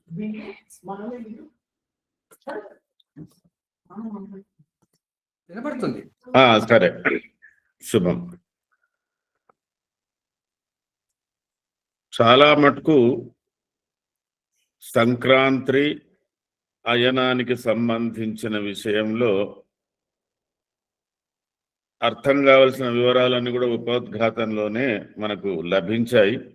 అయినా ఎన్నో విషయాలు నిగూఢంగా కొన్ని ఉన్నాయి ఈ సంక్రాంతి విషయంలో. అయితే వాస్తవంగా దీనికి, ఈ సంక్రమణానికి విశిష్టత ఏమిటంటే చాంద్రమాన సౌరమానాల కలయికతో చేసుకునే పండగ. అంటే తిథి ప్రాధాన్యత లేని పండుగ. గోకులాష్టమి, శ్రీరామనవమి, విజయదశమి, నరక చతుర్దశి, మన పండుగలన్నిటికీ తిథి ప్రాధాన్యత ఉంది. కానీ ఈ సంక్రమణానికి తిథి ప్రాధాన్యత లేదు. కేవలం సూర్యుడు మకర రాశిలో ప్రవేశించడమే అనేది ఇదొక ప్రాధాన్యతతో కూడినది. అంటే ఇక్కడ సౌరమాన చాంద్రమానాలకు సంబంధం అందరం కలిసి చేసుకున్నటువంటి పండుగ ఇది ఒక్కటే. అటు వాళ్ళు కానీ వీళ్ళు కానీ ఏ విధానాల్లో ఉన్న వాళ్ళకైనా ఇదొకటి ప్రత్యేకత నాకు కనపడుతున్నది దీంట్లో. ఇంకొకటి, ఈ సంక్రమణము చాలా వరకు పుష్యమాసంలోనే వస్తుంది. దీనికి ఇంకొక మాసం లేదు. అయితే ఇప్పటి వరకు, ఎందుకంటే 72 సంవత్సరాలకు ఒకసారి 1 డిగ్రీ కదులుతుంది అన్నారు. ఇప్పుడు నాకు 72 అంటే నా మొత్తంలో నాతో 1 డిగ్రీ కదిలింది. మరి ఎట్లా చూసుకోవాలి ఈ పంచాంగాన్ని? అంటే మా చిన్నతనంలో ఇది పుష్యమాస ప్రారంభంలో కనబడ్డది. రాను రాను పుష్యమాసం మధ్యాహ్నానికి వచ్చింది. ఇప్పుడు పుష్యమాసం చివరికి వస్తున్నది. సరే, ఒకసారి ఎక్కువ నెలలు తక్కువ నెలల ప్రాధాన్యతలో కూడా ఈ వ్యత్యాసాలు మనకు కనబడుతుంటాయి. అలాగే మనం మొన్ననే ఒక మాట అనుకున్నాం, మీన చైత్రము అని. చైత్రమాసం వచ్చినా రవి మీనంలో ఉంటాడు. ఇప్పుడు మాఘమాసం వచ్చినా రవి మకరంలో ఉంటాడు. ఇది ఒక విశేషం ఇక్కడ. రేపు 18తో అమావాస్య అయిపోతుంది. 19తో మాఘమాసము ఋతువు మన లెక్కల ప్రకారంగా మనం పంచాంగం ప్రకారంగా మాట్లాడుకున్న విశేషం ఏంటంటే ఇంకో 15 రోజుల పాటు ఆయన దాదాపు 20 రోజుల పాటు మకరంలో ఉండి మాఘం నడుస్తున్నది. ఇది ఒక ప్రత్యేకత ఈ సంక్రాంతికి. ఇప్పుడు ఇది కూడా మనం గమనించాలి. సరే, ఒకటి విశేషం ఏంటంటే అంతరిక్షంలో కలుగుతున్నటువంటి అనేకమైనటువంటి మార్పులకు భూమి మీద ఉన్నటువంటి మన జీవన విధానానికి ఎంతవరకు సంబంధము బాగా ఉంది, దాని గాఢంగా ఉంది అని చెప్పుకోవడానికి ఈ మకర సంక్రమణమే నిదర్శనము అని నేను అనుకుంటున్నా. ఎందుకు ఇంత ప్రాధాన్యత ఈ మకర సంక్రమణానికి? 12 సంక్రమణాలు ఉన్నాయి. 12 సంక్రమణాలతో సామాన్యంగా ఈ సంక్రమణంతో ఏం చేస్తున్నాం మనం అంటే సామాన్యంగా ధరలు, వాటికి సంబంధించిన వస్తువులు. సంక్రమణం సూర్యునితో పాటు ఉన్న సంక్రమణాలకు ఫలితాలు ఉన్నాయి. ఇతర గ్రహాల సంక్రమణానికి సంబంధించిన దానితో కూడా మనకు ఫలితాలు ఉన్నాయి. ప్రధానంగా విశేషంగా సూర్యుని సంక్రమణాన్ని సంక్రమణంగా భావిస్తున్నాం, కానీ ఇతర గ్రహాలను కూడా సంక్రమణ అనవచ్చు. ఎందుకంటే వాటి వల్ల కూడా పంచాంగ ఫలితాలలో వాటి విశిష్టత కూడా ఉంది. అయితే ప్రత్యేకంగా అయనముతో మార్పులు వచ్చుతున్నాయి కాబట్టి ఇక్కడ ఉత్తరాయణము, అక్కడ దక్షిణాయనం అని అన్నాం కదా. ఉత్తరాయణం అన్నాడు, మకర సంక్రమణం అన్నాడు. ఈయనట్టు టైటిల్లో కూడా కొద్దిగా మనకు బాగానే ఏమిటి దీని యొక్క ప్రాధాన్యత అని చెప్పవలసిన అవసరం ఉన్నది అన్నట్టుగా అనిపిస్తున్నది నాకు. సామాన్యంగా మేషాయనం, వృషభాయనం అని సాయనం వాళ్ళు అంటారు. వాళ్ళ లెక్క ప్రకారంగా ఇది మకరాయనం. సాయన పద్ధతి ప్రకారంగా చూస్తే ఇది మకరాయనం. సరే, దానికి విశేషంగా మనం చెప్పుకుంటే ఇది ఉత్తరాయణం పుణ్యకాలం. ఉత్తరాయణ పుణ్యకాలంలో విశిష్టమైనటువంటి తిథి ప్రాధాన్యతతో, పండుగతో సంక్రమణతో ప్రాధాన్యతతో అనేక మార్పులు, అనేక నిబంధనలు, అనేక నియమాలు మన జీవన విధానంలోకి జోడించి పెట్టారు ఇక్కడి నుంచి. ఎందుకంటే ఇక్కడి నుంచి మాఘాది పంచకాలు స్టార్ట్ అవుతున్నాయి కాబట్టి. అయితే ఈ మకర సంక్రమణానికి పంచాంగంలో ఒక విశిష్టమైనటువంటి ఆయనకు రూపు, రేఖ, ఛత్రము, వాహనము ఇత్యాదులన్నీ కూడా ఇస్తున్నారు. ఇచ్చి ఆయన యొక్క స్వరూపాన్ని వర్ణించి ఈ సంవత్సరంలో ఫలితాలు దాదాపుగా 50% ఆ సంక్రమణానికి సంబంధించిన ఫలితాలే దీంట్లో మనకు కలిసిపోతున్నాయి. మరి ఇలాంటి సంక్రమణ రూపు, ఆ సంకురాంతికి సంబంధించినటువంటి ఆ యొక్క రూపు ఇంకో సంక్రమణానికి ఇవ్వడం లేదు, కేవలం ఈ సంక్రమణానికి ఇస్తున్నారు. ఎందుకు? ఇదొక ఆలోచన. అయితే సరే, మనం అనుకుందాం ఇక్కడి నుంచి దేవతలకు ఉదయకాలం ప్రారంభమైంది కాబట్టి ఈ సంక్రమణంతో మనకంతా కూడా దేవతలకు సూర్యోదయం అయితే మనకు సూర్యోదయం అయినట్టు. అంటే మనకు కూడా శుభ కార్యక్రమాలకు ప్రాధాన్యత, అన్నిటికీ కూడా మనకు కూడా ఒక బ్రైట్నెస్, ఒక ఎలివేషన్ ఇక్కడి నుంచే ఉంది కాబట్టి ఈ సంక్రమణానికే ప్రాధాన్యత ఇచ్చి సంవత్సర ఫలితాలు చెప్తున్నట్టుగా ఉన్నది. ఇదే సంక్రమణం ఒకరికి సంవత్సరాదిగా కూడా ఉంది. ఇదే సంక్రమణం ఎన్నో రకాలుగా మనకేమో సంవత్సరాంతంలో దరిదాపుగా వస్తే ఒకరికి ఇక్కడి నుంచే సంవత్సరం ప్రారంభమవుతున్నది. ఒకరికి దీంతోటే మన్వాది యుగాలు ప్రారంభమైనాయి ఒకప్పుడు.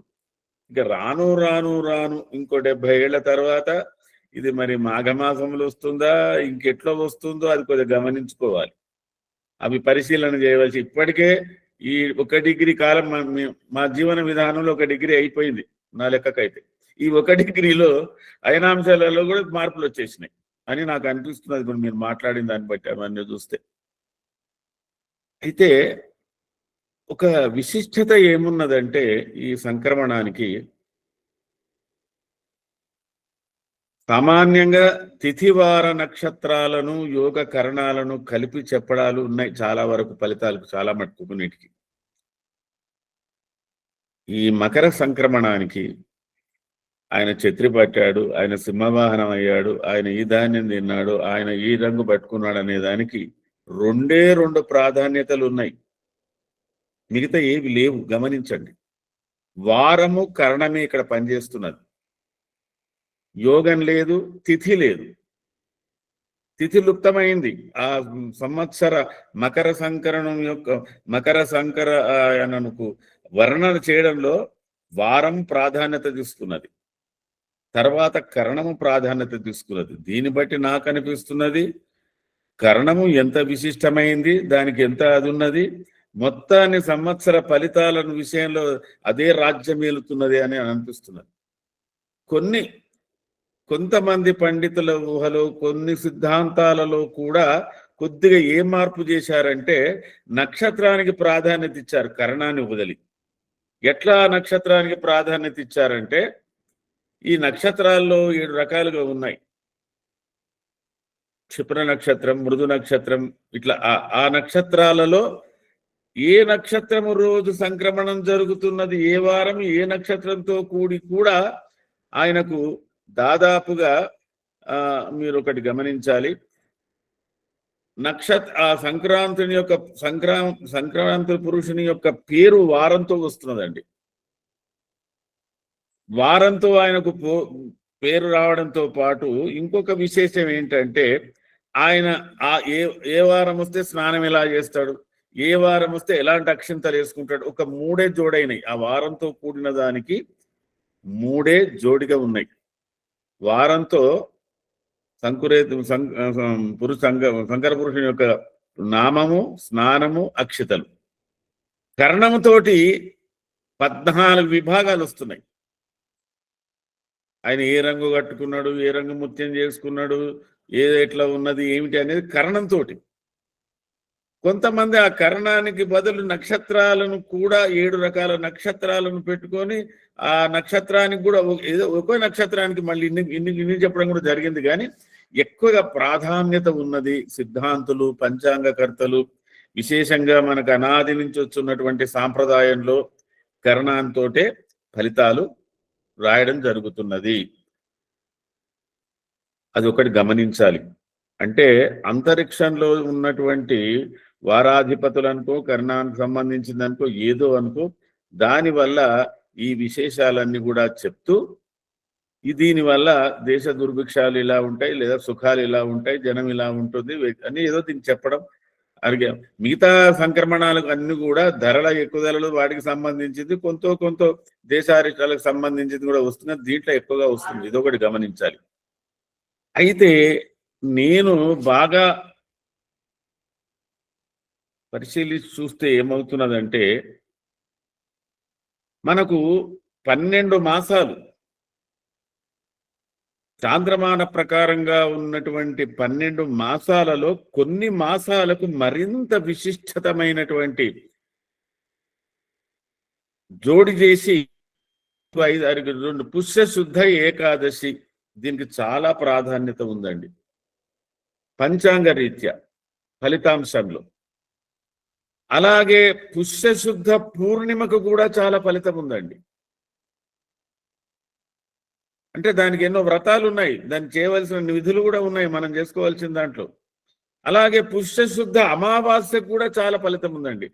ఒకే మాసానికి ఏకాదశి, పూర్ణిమ, అమావాస్యకు సంబంధించి మరి ఆ పుష్యమాసంలోనే ఈ ఉత్తరాయణాలు జరగడాలు, ఈ మార్పులు రావడాలు, వీటికి సంబంధించిన విషయంలో మిగతా వాటికి ఇచ్చింది వేరండి. దీనికి మాత్రం విశేషంగా అంతరిక్షంలో జరుగుతున్నటువంటి చలనాలకే ప్రాధాన్యత ఉన్నది ఈ తిథుల పేరు మీద అని మనం పరిశోధించవలసిన అవసరం కనబడుతున్నది. ఎందుకు పుష్యశుద్ధ ఏకాదశి, అది సరే, అది సాయనమా నిర్ణయమా, దానికి ఎందుకు ఈ ప్రాధాన్యత అనేది. అలాగే పుష్యశుద్ధ పౌర్ణమికి కూడా ప్రాధాన్యత ఉంది.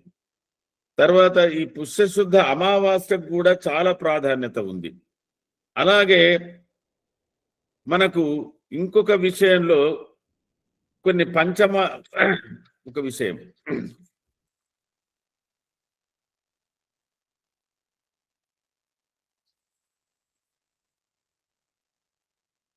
ఆర్ద్ర ప్రవేశానికి మన పంచాంగంలో ప్రాధాన్యత ఇచ్చారు. ఆర్ద్ర కార్తెలో రవి ప్రవేశానికి ప్రాధాన్యత ఇచ్చారు. జ్యేష్ఠ శుద్ధ పాడ్యానికి ప్రాధాన్యత ఇచ్చారు ఫలితాలు చెప్పడంలో. ఆషాఢ శుద్ధ పంచమికి ప్రాధాన్యత ఇచ్చారు. ఇవన్నీ అంతరిక్షానికి సంబంధించిన దాంట్లో మనం గమనించాలి. అలాగే ఆషాఢ శుద్ధ స్వాతియుక్త తిథి, చూడండి ఎందుకు ఇంత డీప్గా వెళ్ళారు మన పరిశోధకులు. ఆషాఢ శుద్ధ స్వాతి నక్షత్రం ఏ తిథి నాడు ఉన్నది, అది దానికి తగ్గ ఫలితాలు మళ్ళా. అలాగే ఆషాఢ బహుళ రోహిణి నక్షత్రయుక్త తిథి అన్నాడు. ఇది విశేషం. అంటే వీటి మీద మనం సమగ్రంగా ఆలోచించి పరిశీలిస్తే కానీ వీటి యొక్క ఈ సంక్రమణాలకు అనుకో, పర్వతిథులకు అనుకో, దేనికైనా అనుకో, దేశ యోగాలకు అనుకో, అన్నిటికీ ఇది ఒక ప్రాధాన్యత తెలుస్తున్నది. తర్వాత పుష్యశుద్ధ అమావాస్య, ప్రతి అమావాస్య కూడా మళ్ళీ ప్రతి నెలలో ప్రతి అమావాస్య ఏ వారంతో కూడింది అయింది. ఆదివారంతో కూడిన అమావాస్య ఫలితాలు వేరున్నాయి, సోమవారంతో కూడిన అమావాస్య ఫలితాలు వేరున్నాయి, మంగళవారంతో కూడిన అమావాస్య ఫలితాలు వేరున్నాయి. అయితే ఇప్పుడు దరిదాపుగా మనం ఇప్పుడు ఎక్కడొచ్చామంటే 14వ తేదీ సంక్రమణానికి ఎంత విశిష్టత ఉన్నది అంటే, ఆ రోజు పుష్యశుద్ధ బహుళ ఏకాదశి, కానీ ఇది శుద్ధ ఏకాదశి పోయింది, ఇది బహుళ ఏకాదశి కూర్చోం కానీ ఏకాదశి, శక్తిలయ ఏకాదశి అనే దాంతో ఈ సంక్రమం ముడిపడి ఉన్నది. ఇంకొకటి ఆదివారంతో కూడిన అమావాస్య విశిష్టమైంది పుష్యమాసంలో. చూడండి, పుష్యమాసంలో ఇది ఆదివారంతో కూడింది. అయితే దీంట్లో అర్థోదయ మహోదయ పర్వాలని ఏర్పడతాయి. ఇక్కడ మనం కొద్దిగా గమనించవలసినటువంటి విషయం ఏంటంటే, పుష్యమాసంలో అది పౌర్ణమితో కూడిన అమావాస్యతో కూడిన పుష్యమాసం అయితే అమావాస్య అంతం, లేదా పౌర్ణమితో కూడినదైతే మాఘమాసం ప్రారంభం. అంటే మనకు వాళ్ళ పుష్యశుద్ధ పాడ్యమి, పుష్య బహుళ పాడ్యమి వాళ్ళకి మాఘమాసం అయినా వాళ్ళకి అమావాస్య వస్తుంది. అంటే పుష్య మాఘముల యొక్క కలయిక ఉన్నది అమావాస్యతో సంబంధం, ఉత్తరాది దక్షిణాది వాళ్ళ విషయంలో కూడా ఆలోచిస్తే. అయితే ఈ అమావాస్య తిథి ఆదివారం అయ్యుండి,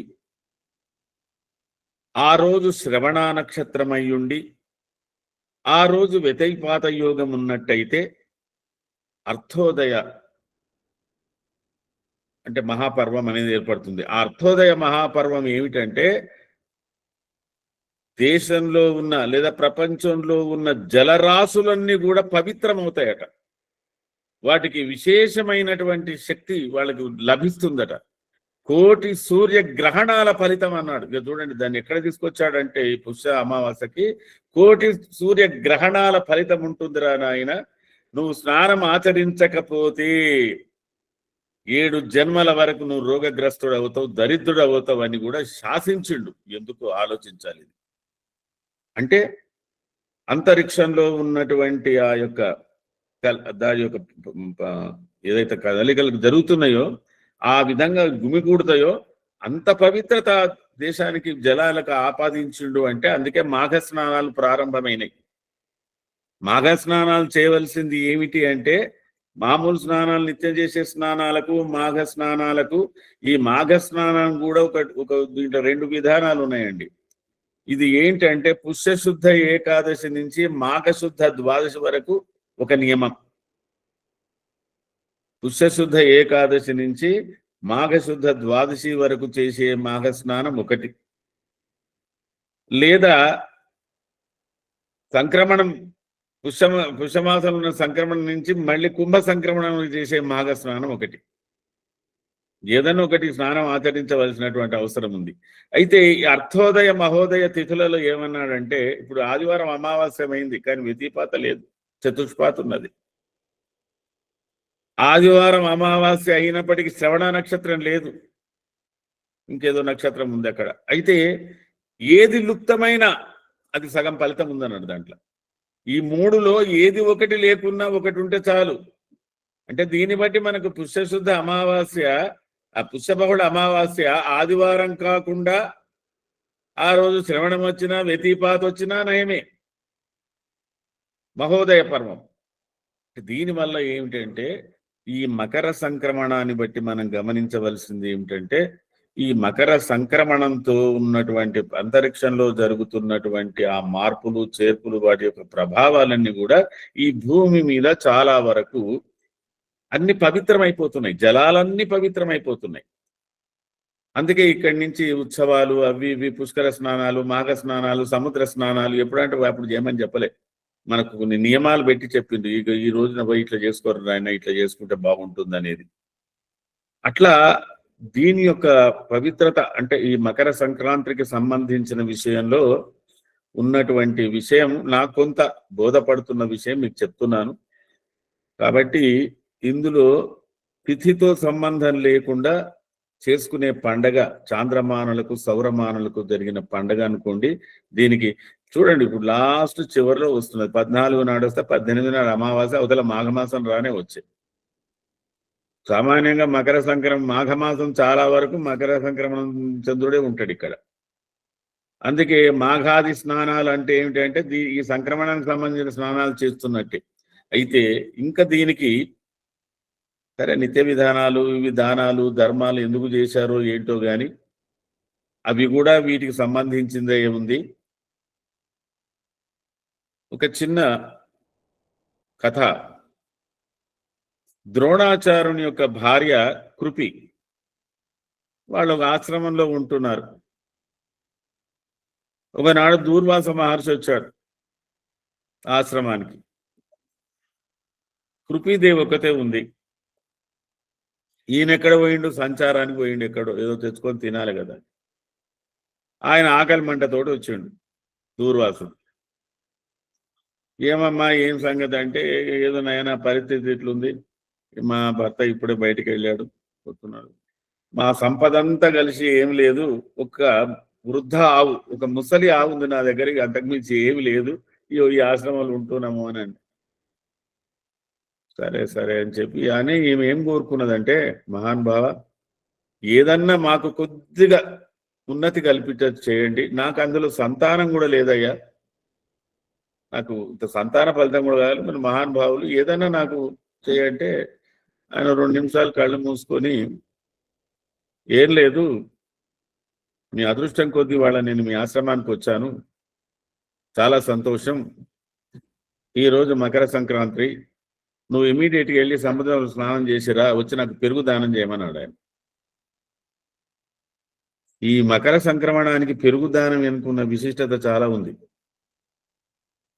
అంటే ఆమె ఏం చేసింది, ఆయన చెప్పిన తోడనే పోయింది, స్నానం ఆచరించింది, వచ్చింది. ఒక వృద్ధ ఉండింది కదా ఇంట్లో, ఇంత పాల పెరుగు ఉన్నట్టు ఇంత పెరుగు తెచ్చి ఇచ్చింది, నీకు సత్సంతానం కలుగుతుంది, అన్ని విధాల బాగుంటే అప్పుడే ద్రోణ అశ్వత్థామ పుట్టిండు అనుకో. అదే విధంగా ఈ యొక్క వ్రతం ఎవరు చేశారని చెప్తాడు ఆయన, యశోద, నందుని యశోద, ఆమె కూడా చేసిందయ్యా అని. అసలు వాస్తవంగా ఈ అమావాస్యకు ఉన్నటువంటి ప్రాధాన్యతను కూడా రేపు మనం ఎవరమైనా ఈ సంక్రమణానికి ఈశ్వరునికి ఘృతం చేత, నెయ్యి చేత అభిషేకిస్తే బాగుంటుంది అన్నారు. దీంట్లో పాదరక్షలు, తిలలు, గుడము ఎట్లాంటివన్నీ దానాలు ఎందుకు చేయమన్నారంటే ఇది ఒక విశిష్టత ఉన్నది, ఇట్లాంటివన్నీ చేసుకోవడానికి విశిష్టత ఉన్నది. అందులో ముఖ్యంగా ఈ మాఘ స్నానాలు చేసే వాళ్ళు కూడా దీనికి 3 నియమాలు ఉన్నాయి. చాతనైతే చేయడం, అది ఎట్లా చేయాలి, నక్షత్రాలు కనిపించేటప్పుడు చేయాలి తెల్లవారుజామున, మరీ రేఖలు వారేటప్పుడు చేస్తే కూడా కాదు. నక్షత్రాలు మినుకు మినుకుమని కనబడుతున్నప్పుడు చేసే స్నానం విశిష్టతమైంది. నక్షత్రాలు లుప్తమైపోతుంటాయి అంటే కాస్త సూర్యుని వెలుగు ఎరుకున్న కొద్దీ నక్షత్రాలు కానరాకుండా పోతాయి. ఆ లుప్తమయ్యే స్నానం అప్పుడు చేసే స్నానము మధ్యమం, సూర్యోదయం అయినాక చేసే స్నానము అధమం. చూడండి, దానికి కూడా, ఈ స్నానాలకు కూడా ఇది ఒక నెల పాటే చెప్పారు మనకు, నెల 20-25 రోజులు అనుకోండి.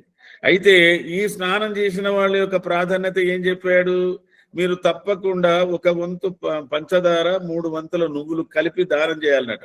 వీడు తినాలన్నట, ఇతరులకు దానం చేయాలన్నట ఈ మాఘ స్నానం చేసిన రోజు. ఇట్లా చాలా ఉన్నాయి. తిలతో సంబంధించింది రేపు ఏకాదశి, శక్తిల ఏకాదశి మనకు సంక్రాంతి నాడే వస్తున్నది, దానికో ప్రాధాన్యత. ఇట్లా చాలా ఉన్నాయి. విశేషం ఏంటంటే అంతరిక్షంలో మారుతున్నటువంటి ఏదైనా అక్కడ ఆ గ్రహాలకు మనకు చాలా అనుబంధంతో ఉంది. అన్ని విశేషాలు ఉన్నాయి దీంట్లో చూసుకోవాల్సినవి.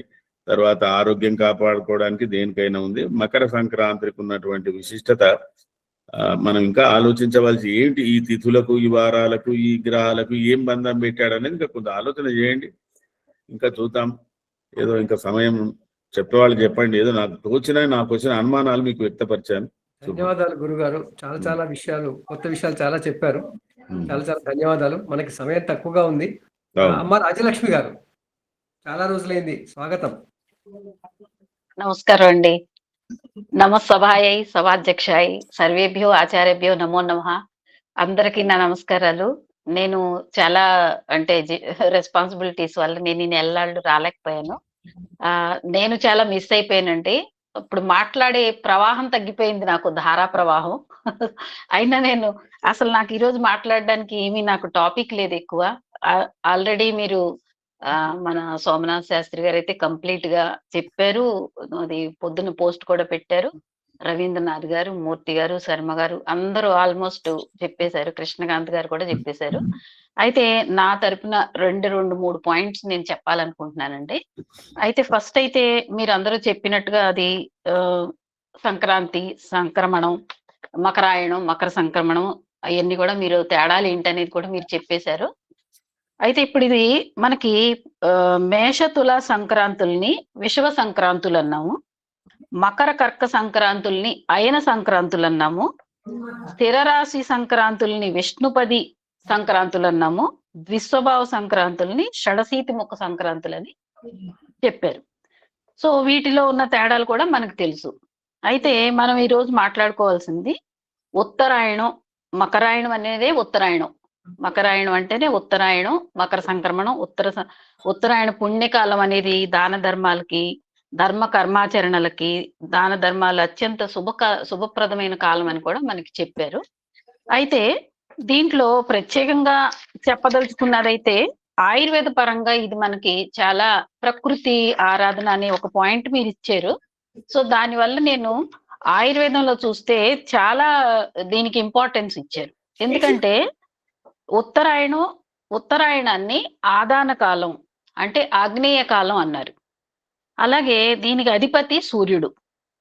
ఈ ఆదాన కాలంలో శిశిర, వసంత, గ్రీష్మ ఋతువులు వస్తాయి.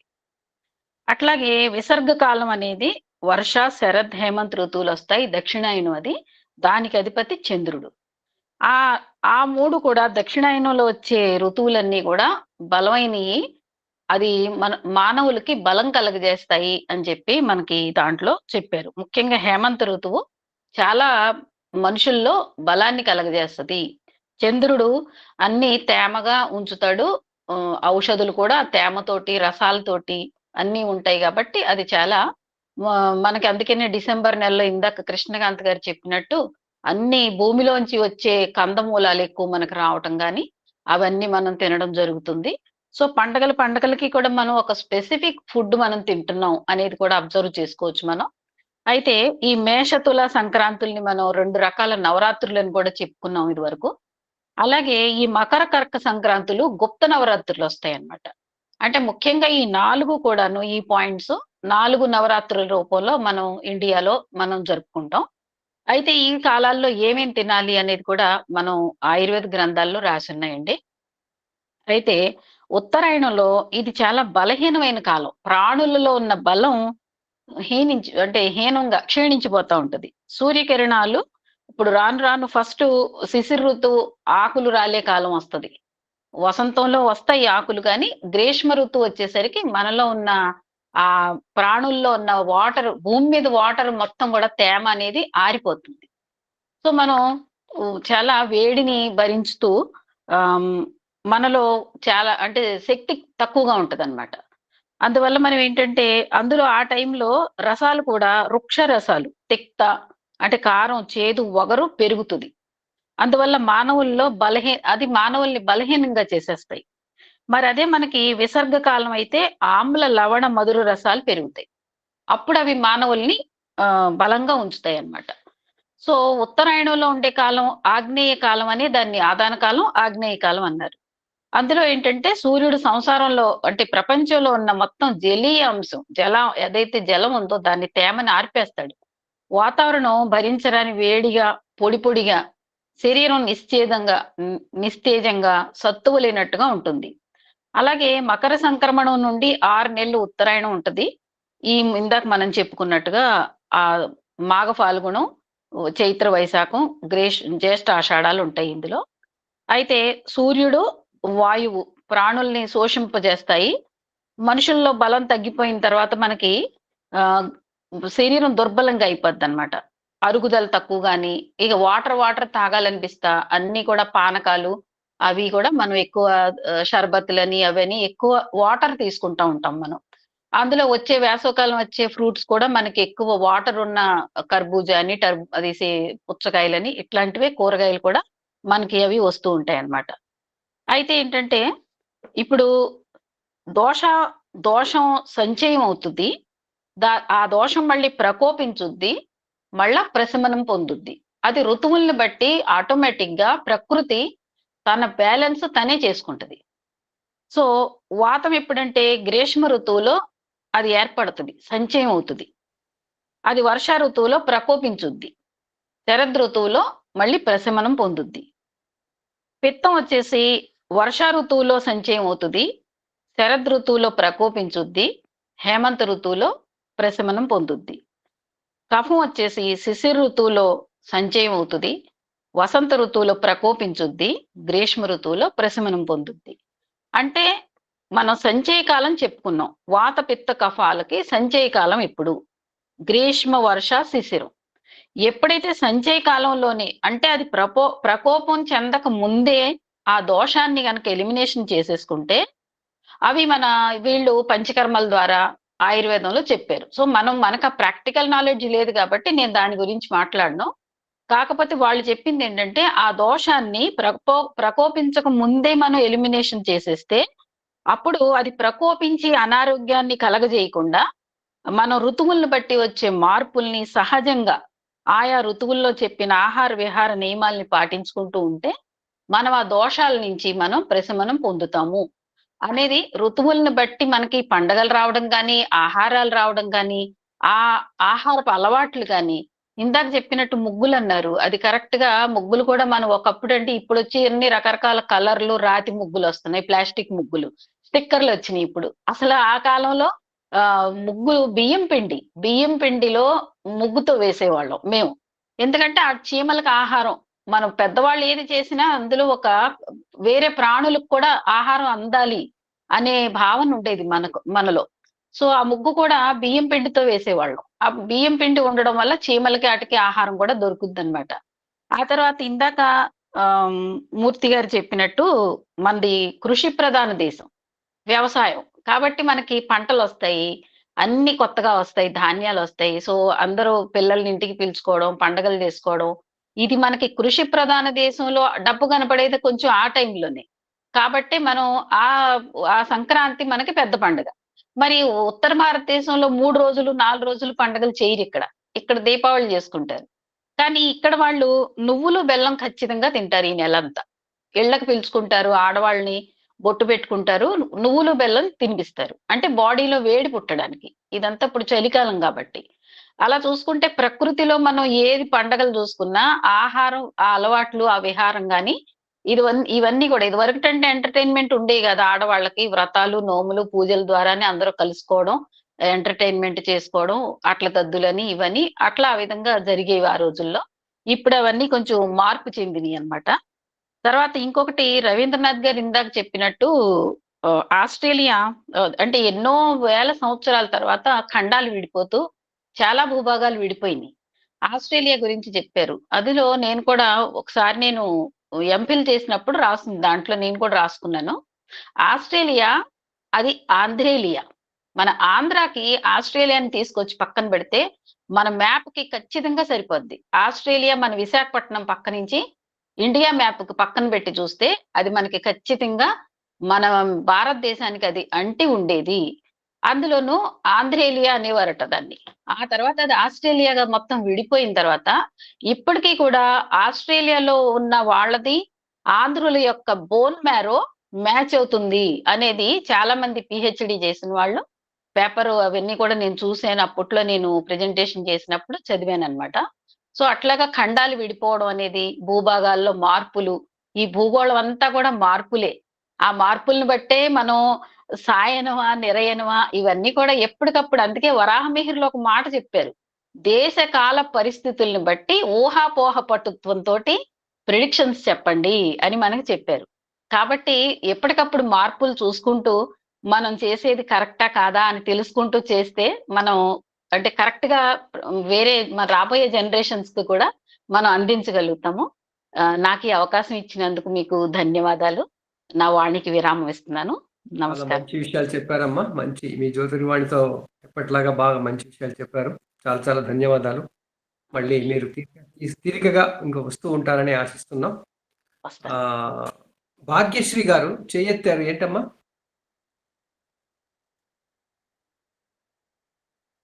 చెప్పండి. భాగ్యశ్రీ గారు.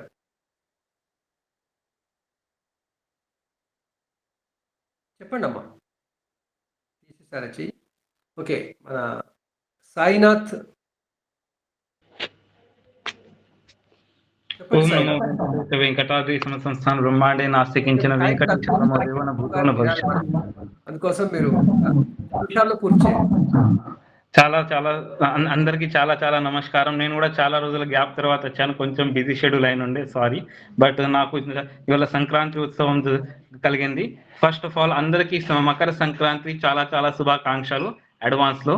ఇది మకర సంక్రాంతి మనకు దీని గురించి చాలా గ్రంథాలలో ఉంది. ఇంకా ముహూర్త చింతామణిలో కంప్లీట్ అధ్యాయం కూడా దొరుకుతుంది. దాని ఫలితాలు దొరుకుతాయి. మకర సంక్రాంతి నుంచి మనం మార్కెట్ చూడగలుగుతాం, మన ఇన్వెస్ట్మెంట్స్ చెప్పగలుగుతాం, ఎందులో చేయాలా అది కూడా చూసుకోవచ్చు. ఇంకా సంక్రమణ్ నిరయనం ఉంది, సాయనం ఉంది. ఆయనాంశాలు తీసేస్తే నిరయనం, ఆయనాంశాలు యాడ్ చేస్తే సాయనం. ఇది మనం షార్ట్ కట్ గా చూడొచ్చు. అది కాకుండా సంక్రాంతి అనేటి పర్వకాలము, ఇది మనం పర్వకాలంలో కన్సిడర్ చేసుకుంటాము. మన 66 శ్రాద్ధాలు లాస్ట్ టైం పితృపక్షం మీద ఒక టాపిక్ అయిన ఉండే. 66 శ్రాద్ధాలలో 12 సంక్రాంతులు కూడా కన్సిడర్ చేస్తాము. ముఖ్య సంక్రాంతులు అంటే మనం 4 కన్సిడర్ చేస్తాము. అందులో ముఖ్యమైన మేష సంక్రాంతి, కరక సంక్రాంతి, తులా సంక్రాంతి, మకర సంక్రాంతి. మేష సంక్రాంతి దీనికోసం సూర్యుడు ఉచ్చ రాశిలో వెళ్తాడు. కర్క సంక్రాంతి దక్షిణాయనం స్టార్ట్ అవుతుంది. తులా సంక్రాంతి మనకు సూర్యుడు నీచ రాశిలో వెళ్తాడు. బట్ అది నీచం అనేది అది టాపిక్ వేరే. మళ్ళీ మకర సంక్రాంతి అనేది ఉత్తరాయణం దేవుళ్ళకి దినం స్టార్ట్ అవుతుంది. ఇంకా శుభకాలం. ఉత్తరాయణం గురించి మనకి ఇంకా ఒక ప్లేస్ లో ఇన్ఫర్మేషన్ దొరుకుతుంది. మహాభారతంలో భీష్మ పర్వంలో భీష్ముడు ఎప్పుడైతే యుద్ధంలో 10వ రోజు పడిండో అప్పుడు వాళ్ళకి అడిగారు, మీరు ప్రాణం ఎప్పుడు త్యాగించుతారు? అప్పుడు భీష్ముడు అంటారు, ఉత్తరాయణం కలిగిందా, ఉత్తరాయణంకి ఇంకా 56 రోజులు ఉన్నాయి అంటారు. అయితే వాళ్ళు, నేను 56 రోజుల తర్వాత నా ప్రాణం త్యాగం చేస్తా అంటారు. ఎందుకంటే వాళ్ళకి ఇచ్చా మృత్యు వరదానం ఉంది. మనకు దీని గురించి ఒకటి మంచి సందర్భం మహాభారతంలో కూడా దొరుకుతుంది. ఇంకా నార్త్ ఇండియాలో ఇది చాలా గ్రాండ్ గా సెలబ్రేట్ చేస్తారు. గుజరాత్ లో కూడా, కచ్ లో, ఇంకా పంజాబ్ సైడ్ ఈ కాలంలో కొత్త పంటలు వస్తాయి. వాళ్ళు బైసాఖి అని సెలబ్రేషన్ చేస్తారు. మన సైడ్ నువ్వులు వస్తాయి, బెల్లం తీస్తారు, చాలా విషయాలు. ఇది ఆరోగ్యానికి మంచిగా. ఇంకా మహారాష్ట్రలో అంటారు, ఇక్కడ సంక్రాంతి పాసున్ దివస్ తీర్తే వాడితే, అంటే దినం అనేది నువ్వుల ఆవైతలాగా పెరుగుతూ పెరుగుతూ పెరుగుతూ డే అనేది పెద్దవైతుంది, నైట్ అనేది స్మాల్ అవుతా ఉంటది. ఇట్లా చాలా ఉన్నది. ఎంత చెప్తే అంత తక్కువ ఉంది. అందుకోసం నేను వానికి ఇక్కడనే విరామం ఇస్తాను. ఏమన్నా ఎక్కువ తక్కువ మాట్లాడితే క్షమించాలి. చాలా చాలా ధన్యవాదాలు. ధన్యవాదాలు సాయినాథ్. కావాల్సిన తీరుగా చెప్పారు, చాలా బాగా చెప్పుకొచ్చారు. మనకి సమయం అయిపోతుంది కాబట్టి గురువు గారిని ఈ అతి ముఖ్యమైన విషయం మీద తమ జ్యోతిర్వాణి వినిపించవలసిందిగా కోరుదాం. గురువు గారు కమలాకర్ శర్మ గారు. బాబాయ్ ఒక్క 5 నిమిషాలు రవీంద్రనాథ్ గారిని కొంత కంటిన్యూ చేయమని. గురుగారికి నమస్కారం. చెప్పండి.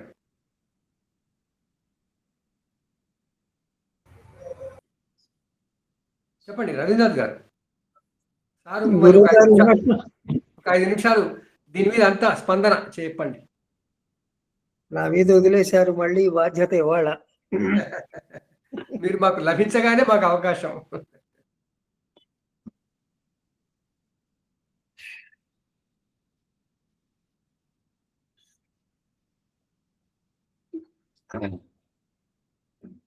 మన జ్యోతిర్వాణిలో ప్రతిరోజు ప్రతి వారం మనం చర్చుకునే ప్రతిదీ విశిష్టమైనదే.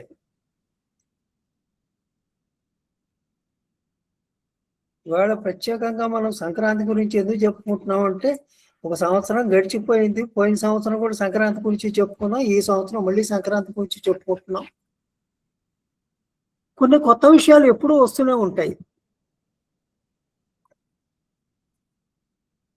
మన పూర్వజులు చెప్పిన విషయాలలో, మన పూర్వజులు ఏర్పరిచిన నియమాలలో ఉన్న ప్రత్యేకత అదే. నువ్వు ఎంత తడిచి చర్చిస్తూ ఉంటే అంత విషయం కొంచెం కొత్తదిగా కనిపిస్తూ ఉంటుంది. స్థూలంగా మొత్తం మీద ఇది అని తెలిసిన ఎంతో కొంత మిగిలి ఉంటుంది మనం మాట్లాడుకోవటానికి. గమనించింది అది. ఇవాళ ఈ విషయాల్లో చటయాల మధ్యలోకి వచ్చేసరికి, ఇదిగో సంక్రాంతి పురుషుడు గురించి మన పిఎస్ మూర్తి గారు ఆ సంక్రాంతి పురుషుడి గురించి ఈ రకంగా ఒక వీడియో వచ్చింది అని చెప్పి చెప్తున్నారు. సంక్రాంతి పురుషుడు అన్నమాట మనం ఎప్పుడు వింటున్నాం, మనం చిన్నప్పటి నుంచి వింటున్నాం. నిజానికి సంక్రాంతి పురుషుడు గురించి సంక్రాంతి నాడు కాకుండా ఉగాది నాడు ఎక్కువగా మాట్లాడడం జరుగుతూ ఉంటుంది. సంక్రాంతి పురుషుడు వాహనం ఏమిటి, ఆ వాహనాన్ని బట్టి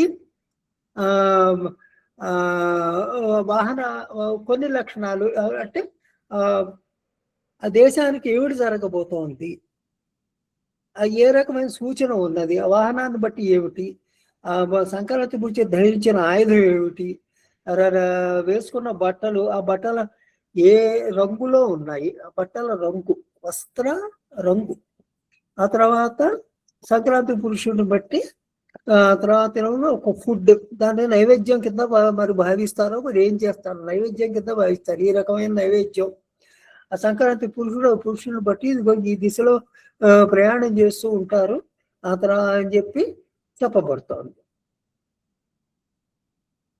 ఈ సంవత్సరం సంక్రాంతి పురుషుడికి వచ్చేసరికి, ఈ సంవత్సరం 2026 సంక్రాంతి పురుషుడేమో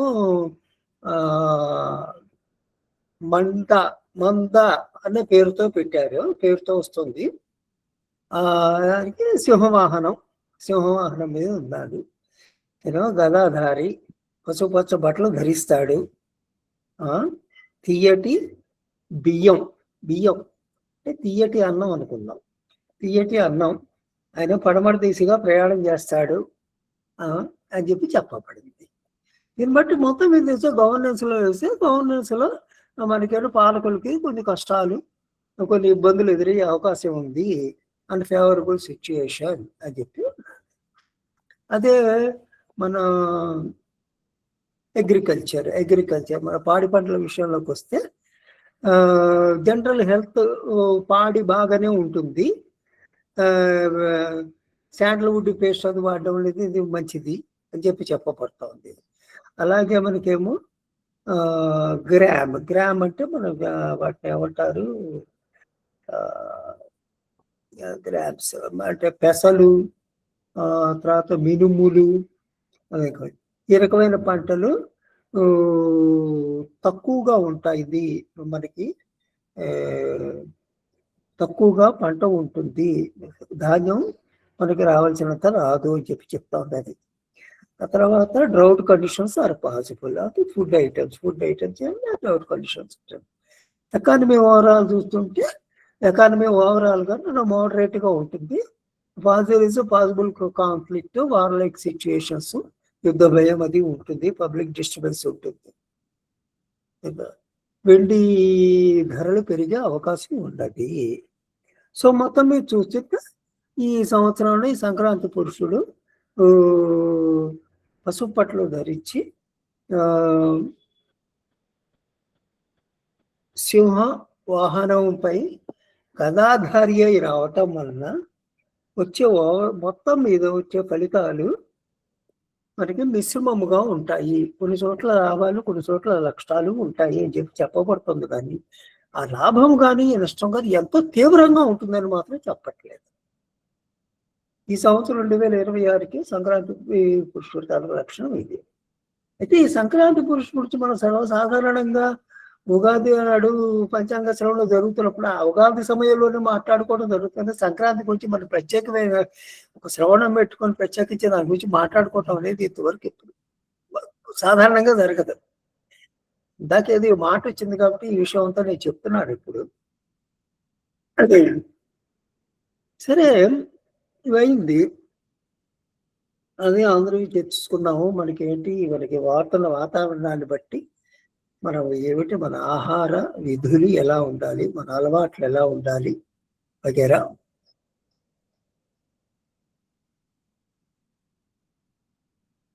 ఈ సంవత్సరం ఈ సంక్రాంతి కార్యక్రమం ముగిసిన తర్వాత ఏ రకంగా ఉండబోతున్నది అనేది మనకి ప్రత్యేకించి సంక్రాంతి నాడు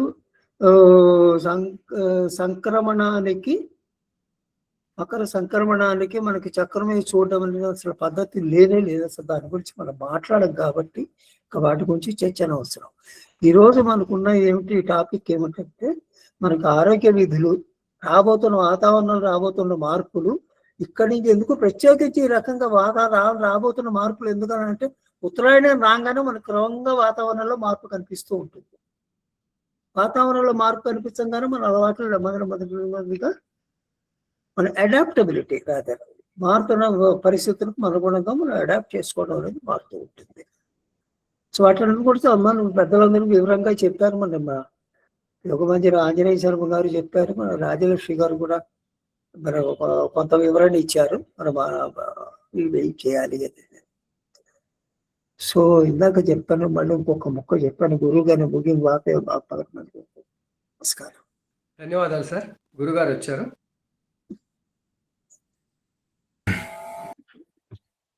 యోదేవ శ్వేతాస్మాకం ధియో ధర్మాదిగోచరాః ప్రేరయేత్ తస్యేత్ భర్గః తద్వరేణ్యముపాస్మహే. శ్రీ గురుభ్యో నమః. శ్రీమాత్రే. మకర ప్రవేశం, మకరాయణం రెండు పదాలు ప్రత్యేకంగా వాడారు గురుగారు. సరే, డిసెంబర్ది వాడుకున్నారు, జనవరిది వాడుకున్నారు. సాయన నయానాలు రెండు కూడా మనం ఆలోచించదగినటువంటి అంశాలు. ఈ రెండింటికి విశేషంగా చెప్పినటువంటి మూడో అంశం ఏంటంటే, ప్రకృతి ఆరాధన అని మూడోది పెట్టుకుంటూ వచ్చారు. ప్రకృతి ఆరాధన అనేటటువంటి అంశం ఎప్పుడైతే చేర్చుకుంటూ వస్తున్నామో, ప్రకృతి ఎక్కడిది అంటే మనలోని ప్రకృతి ఇది. చుట్టుపక్కల ప్రకృతిని ఆరాధన చేయటం అనేటటువంటి విధానం దేనికి చేయదలుచుకున్నామంటే, మన అంతః ప్రకృతిని మనం పరిపూర్ణం చేసుకుంటే బహిః ప్రకృతి అనేటటువంటిది మనకు సహకరించే విధానం గురించి మాట్లాడుకోవడం. ఎప్పుడైనా కానీ మన చుట్టూ ఉండేటటువంటి పంచభూతాత్మక విధానం, మన అంతర్గతమైనటువంటి పంచభౌతిక విధానం మధ్యలో సామ్యం ఏర్పడుతున్నప్పుడు అది రోగం రానటువంటి స్థితి. ఆ రెండింటి మధ్యలో వైరుధ్యం ఎప్పుడైతే వస్తుంటుందో దానిని సరి చేయటానికి మనకు ఆహార పదార్థాలు కానీ, చేసే స్నానాదులు కానీ, దానాదులు కానీ, జపాదులు కానీ, పూజాదులు కానీ ఇవన్నీ కూడా చేర్చుకుంటూ వస్తుంటాం మనం. సెట్ చేయటం ఇదంతా కూడా. ఉదాహరణకు సాధారణంగా తెలంగాణ ప్రాంతం అంతా కూడా ఈ నువ్వులు బాగా వినియోగించే సంప్రదాయం ఈ పుష్యమాసంలో ఉంటుంది. చట్తిల ఏకాదశి అని చెప్పేసి పేరు ఉంటుంది. 6 రకాలుగా నువ్వులు వాడాలి అని చెప్పేసి ప్రత్యేకంగా చెప్పడం జరుగుతూ ఉంటుంది ఈ సమయంలోనే. నువ్వుల నీళ్లతో స్నానం, నీళ్లలో నువ్వులు వేసుకోవటం, నువ్వుల నూతన వాటిని మర్దన చేసుకోవటం, నువ్వుల ముద్దలు ఆహారంగా తీసుకోవటం, ఆహార పదార్థాల్లో నువ్వులు వేయటం, ఇటువంటివి 6 రకాలుగా వినియోగించుకునే విధానాలు. నువ్వుల నూనెతో దీపాలు పెట్టడం, ఇవన్నీ రకాలుగా పెట్టడం వల్ల ఈ వాతావరణం లోపల ఒక వేడి అనేటటువంటిది క్రియేట్ చేసుకోవడం అని.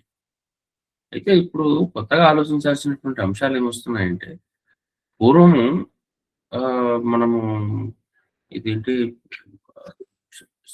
సంక్రాంతికి చలి సంకలెత్తనీయదు, శివరాత్రికి చలి శివ అనుకుంటూ పోతుంది అనేటటువంటి రోజుల్లో నుంచి సంక్రాంతి అయిపోయిన కొద్ది రోజుల్లోనే మనకు శివరాత్రి రాకముందే మాఘమాస ప్రవేశం వరకే మనకు చలి వెళ్ళిపోయి వేడి మొదలైపోతుంటాయి. మనం బాగా ప్రతిసారి అనుకునేటటువంటి మాట ఏంటంటే, ఏ అయనాంశ అయితే ముందరి జరుగుతూ సౌరమానంలో వస్తుందో ఆ 23-24 రోజుల పాటు వాతావరణం లోపల అన్ని ముందరకు వస్తున్నాయేమో అనిపించేటువంటి భావన. రోహిణి కార్తె అడ్వాన్స్ గా మారటం, సౌరమానం మనకు పర్ఫెక్ట్ గా సాయనమానమే ప్రకృతికి దగ్గరగా ఉందా అనిపించేటటువంటి అనుమానాలు వస్తూ ఉన్నాయి. అటువంటి సందర్భాల్లో ఈ సూత్రాలన్నీ కూడా కొంచెం ఇంకా అడ్వాన్స్ కావాల్సి వస్తుందేమో అని మళ్ళీ ఆలోచించాల్సిన అవసరం వస్తుంది. ఇది మనకు డిసెంబర్లోనే ఈ నువ్వుల ముద్దలు అవన్నీ కూడా వేసుకునే పరిస్థితికి వచ్చేసి స్టేజ్కి ఇంకా 4 రోజులు పోయేట్టే వచ్చేటట్టున్నాం మనం అంతా కూడా.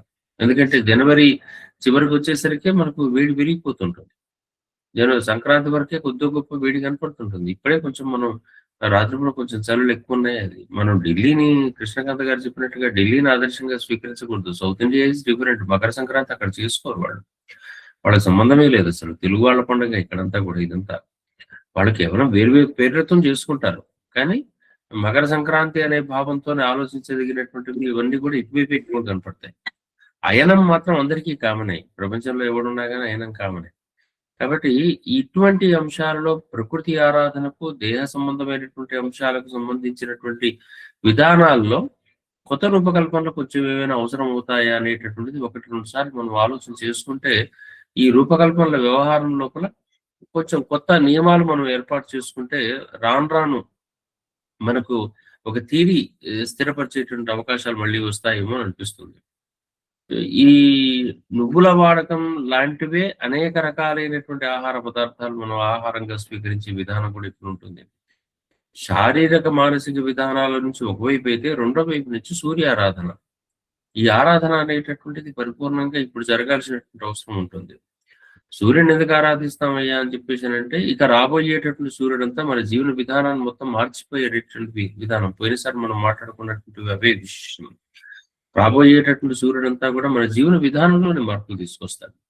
కొత్త ఆలోచనలు, కొత్త భావాలు, కొత్త ఇంపార్టెంట్స్. భూమి అంతా ఎండిపోబోతుంటుంది, మార్పులు వస్తున్నాయి. నిన్నదాకా దగ్గు, చలువు ఇవన్నీ అంతా కూడా వేడి రోగాలు రావడానికి మొదలు పెడుతున్నాయి. దీని తగ్గట్టుగా ఫిజికల్ గా మనం ప్రిపేర్ కావాలి. ఏ ప్రకృతి అయితే ఇంతవరకు చలితోని వణికిపోయిందో, రేపు పొద్దున 4 రోజుల్లో అదే ప్రకృతి ఎండగాపోతుంది. ఈ రెండింటి మధ్యలో ప్రకృతి అనే పదం వాడుతున్నాం. ఇప్పుడు గురుగారు కూడా ప్రకృతి ఆరాధన అనే పదం వాడారు. ప్రకృతి అనగానే మనం చుట్టూ చూస్తున్నాం, కానీ ప్రకృతి అంటే చుట్టూ కాదండి. ప్రకృతి మనము, పంచభూతాలు మనము. మన లోపల ఉండేటువంటి ప్రకృతిని మనం మార్చుకునే ప్రయత్నం చేయడానికే ఆహార పదార్థాల రూపం చెప్పాం మనం.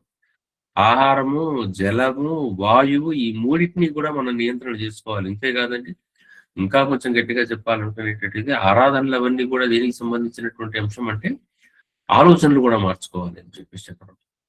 ఎందుకంటే ఈ మూడిటికి కనీసం ఆహారం తింటే నములుకుంటూ తినాలి, జలాన్ని తాగాలి, వాయువు పీల్చుకోవాలి కనీసం. ఈ 3 కూడా అవసరం లేకుండా పరిగెత్తుకొని పోయేటటువంటి ఆలోచనలే. వీటిని అతను చాలా వేగంగా వెళ్తుంటాయి. ఆ వాతావరణంలో వచ్చే మార్పులను అనుసరించి మన ఆలోచనలు మారుతుంటాయండి. ఆ ఆలోచనల విషయంలో కూడా మనం నియంత్రించడమే దైవానికి ఎక్కువసేపు దగ్గర కావడం అని అర్థం. ఆ దైవానికి అతి సన్నిహితత్వం కనుక మనం మొదలు పెడుతూ ఉంటుంటే, కళ్ళు మూసుకున్నటువంటి వాడు కనీసం ఆకాశంలో ఉండేటటువంటి సూర్యుడితోని ఎక్కువసేపు మమేకం పొందడం మొదలు పెడితే ఈ చలి అంతా వెళ్ళిపోతుంది. ఆ బ్రైట్నెస్, ఆ లైట్నెస్ 3 ఆ తేలిక భావన, వెలుగు అనేటటువంటి 2 కూడా మన జీవితానికి వచ్చేసి మనం ప్రసరించడం మొదలు పెడతాం. అందుకని సూర్య ఆరాధన, సూర్య రథము అనేటటువంటి విధానం లోపల కేవలం ఇది ఒకటే కాదు. మన శరీరం అనేటటువంటి రథంగా ఆలోచన చేసుకొని మన లోపల హృదయం లోపల ఉండేటటువంటి ఆ సూర్యబింబాన్ని భావన చేసి, లేదా ఆకాశంలో ఉండే సూర్యబింబాన్ని భావన చేసి, ఉత్తరాయణ కాలం నుంచి ఆ సూర్యుని యొక్క ఆరాధన మనం చేయటం మొదలు పెట్టేటట్టయితే మన శరీరము, మనస్సు ఆరోగ్యవంతమై, ఆనందమయమై ఈ ప్రకృతి మనకు అనుకూలంగా మారుతుంది. దాని నుంచి ఏం జరుగుతుంది అంటే ఈ 6 నెలలు మీరు చేయబోయే కార్యాలు అన్ని కూడా అద్భుతంగా మారుతాయి. అటువైపు వెళ్ళాలి. అందుకని ఆ మార్గంలో మనం అందరం వెళ్ళటానికి ఒక సుగమంగా, ఒక మార్గంగా ఒకసారి గుర్తు చేసేటట్టుగా ఇవాటి మనకు టాపిక్ మనకు చాలా చక్కని విషయాలను గైడ్ చేసుకుంటూ వచ్చారు. పెద్దవాళ్ళంతా చాలా మంది ఈ మార్గాల్లో మనకు ఉపదేశించారు. ఈసారి ప్రత్యేకంగా రవీంద్రనాథ్ గారు కూడా కనపడ్డారు చాలా కాలానికి. వారందరికీ కూడా ధన్యవాదాలు తెలియజేసుకుంటూ అందరూ కూడా వ్యాసాలు గురించి మళ్ళీ మళ్ళీ చెప్తున్నాను. ప్రతిభ గారికో లేకుంటే సోమనాథ్ శాస్త్రి గారికో తప్పనిసరిగా ఈ విషయాలు తెలియజేస్తూ ఉండండి. రాసిన వాళ్ళు రాసినట్టుగా పంపిస్తుంటే దాన్ని టీటీపీలు చేయిస్తాం. సాధ్యమైన తొందరలో మరొకసారి అందరం కలిసి ప్రయత్నం చేద్దాం. ఆ తర్వాత అందరికీ కూడా ఈ మకర సంక్రమణ సంబంధమైనటువంటి సంక్రాంతి శుభాకాంక్షలను అందరికీ కూడా తెలుగు ప్రాంతాల నుంచి ప్రపంచానికి అందరికీ కూడా మన ద్వారా తెలియజేద్దాం. జ్యోతిర్వాణి తెలియజేస్తూ అందరికీ శుభాకాంక్షలతో నమస్కారం, సెలవు, స్వస్తి. ధన్యవాదాలు గురువు గారు. ధన్యవాదాలు. నమో నమః.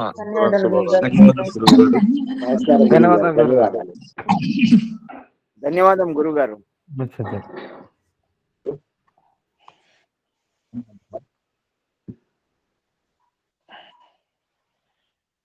ధన్యవాదాలండి. నమస్కారం అండి అందరికి.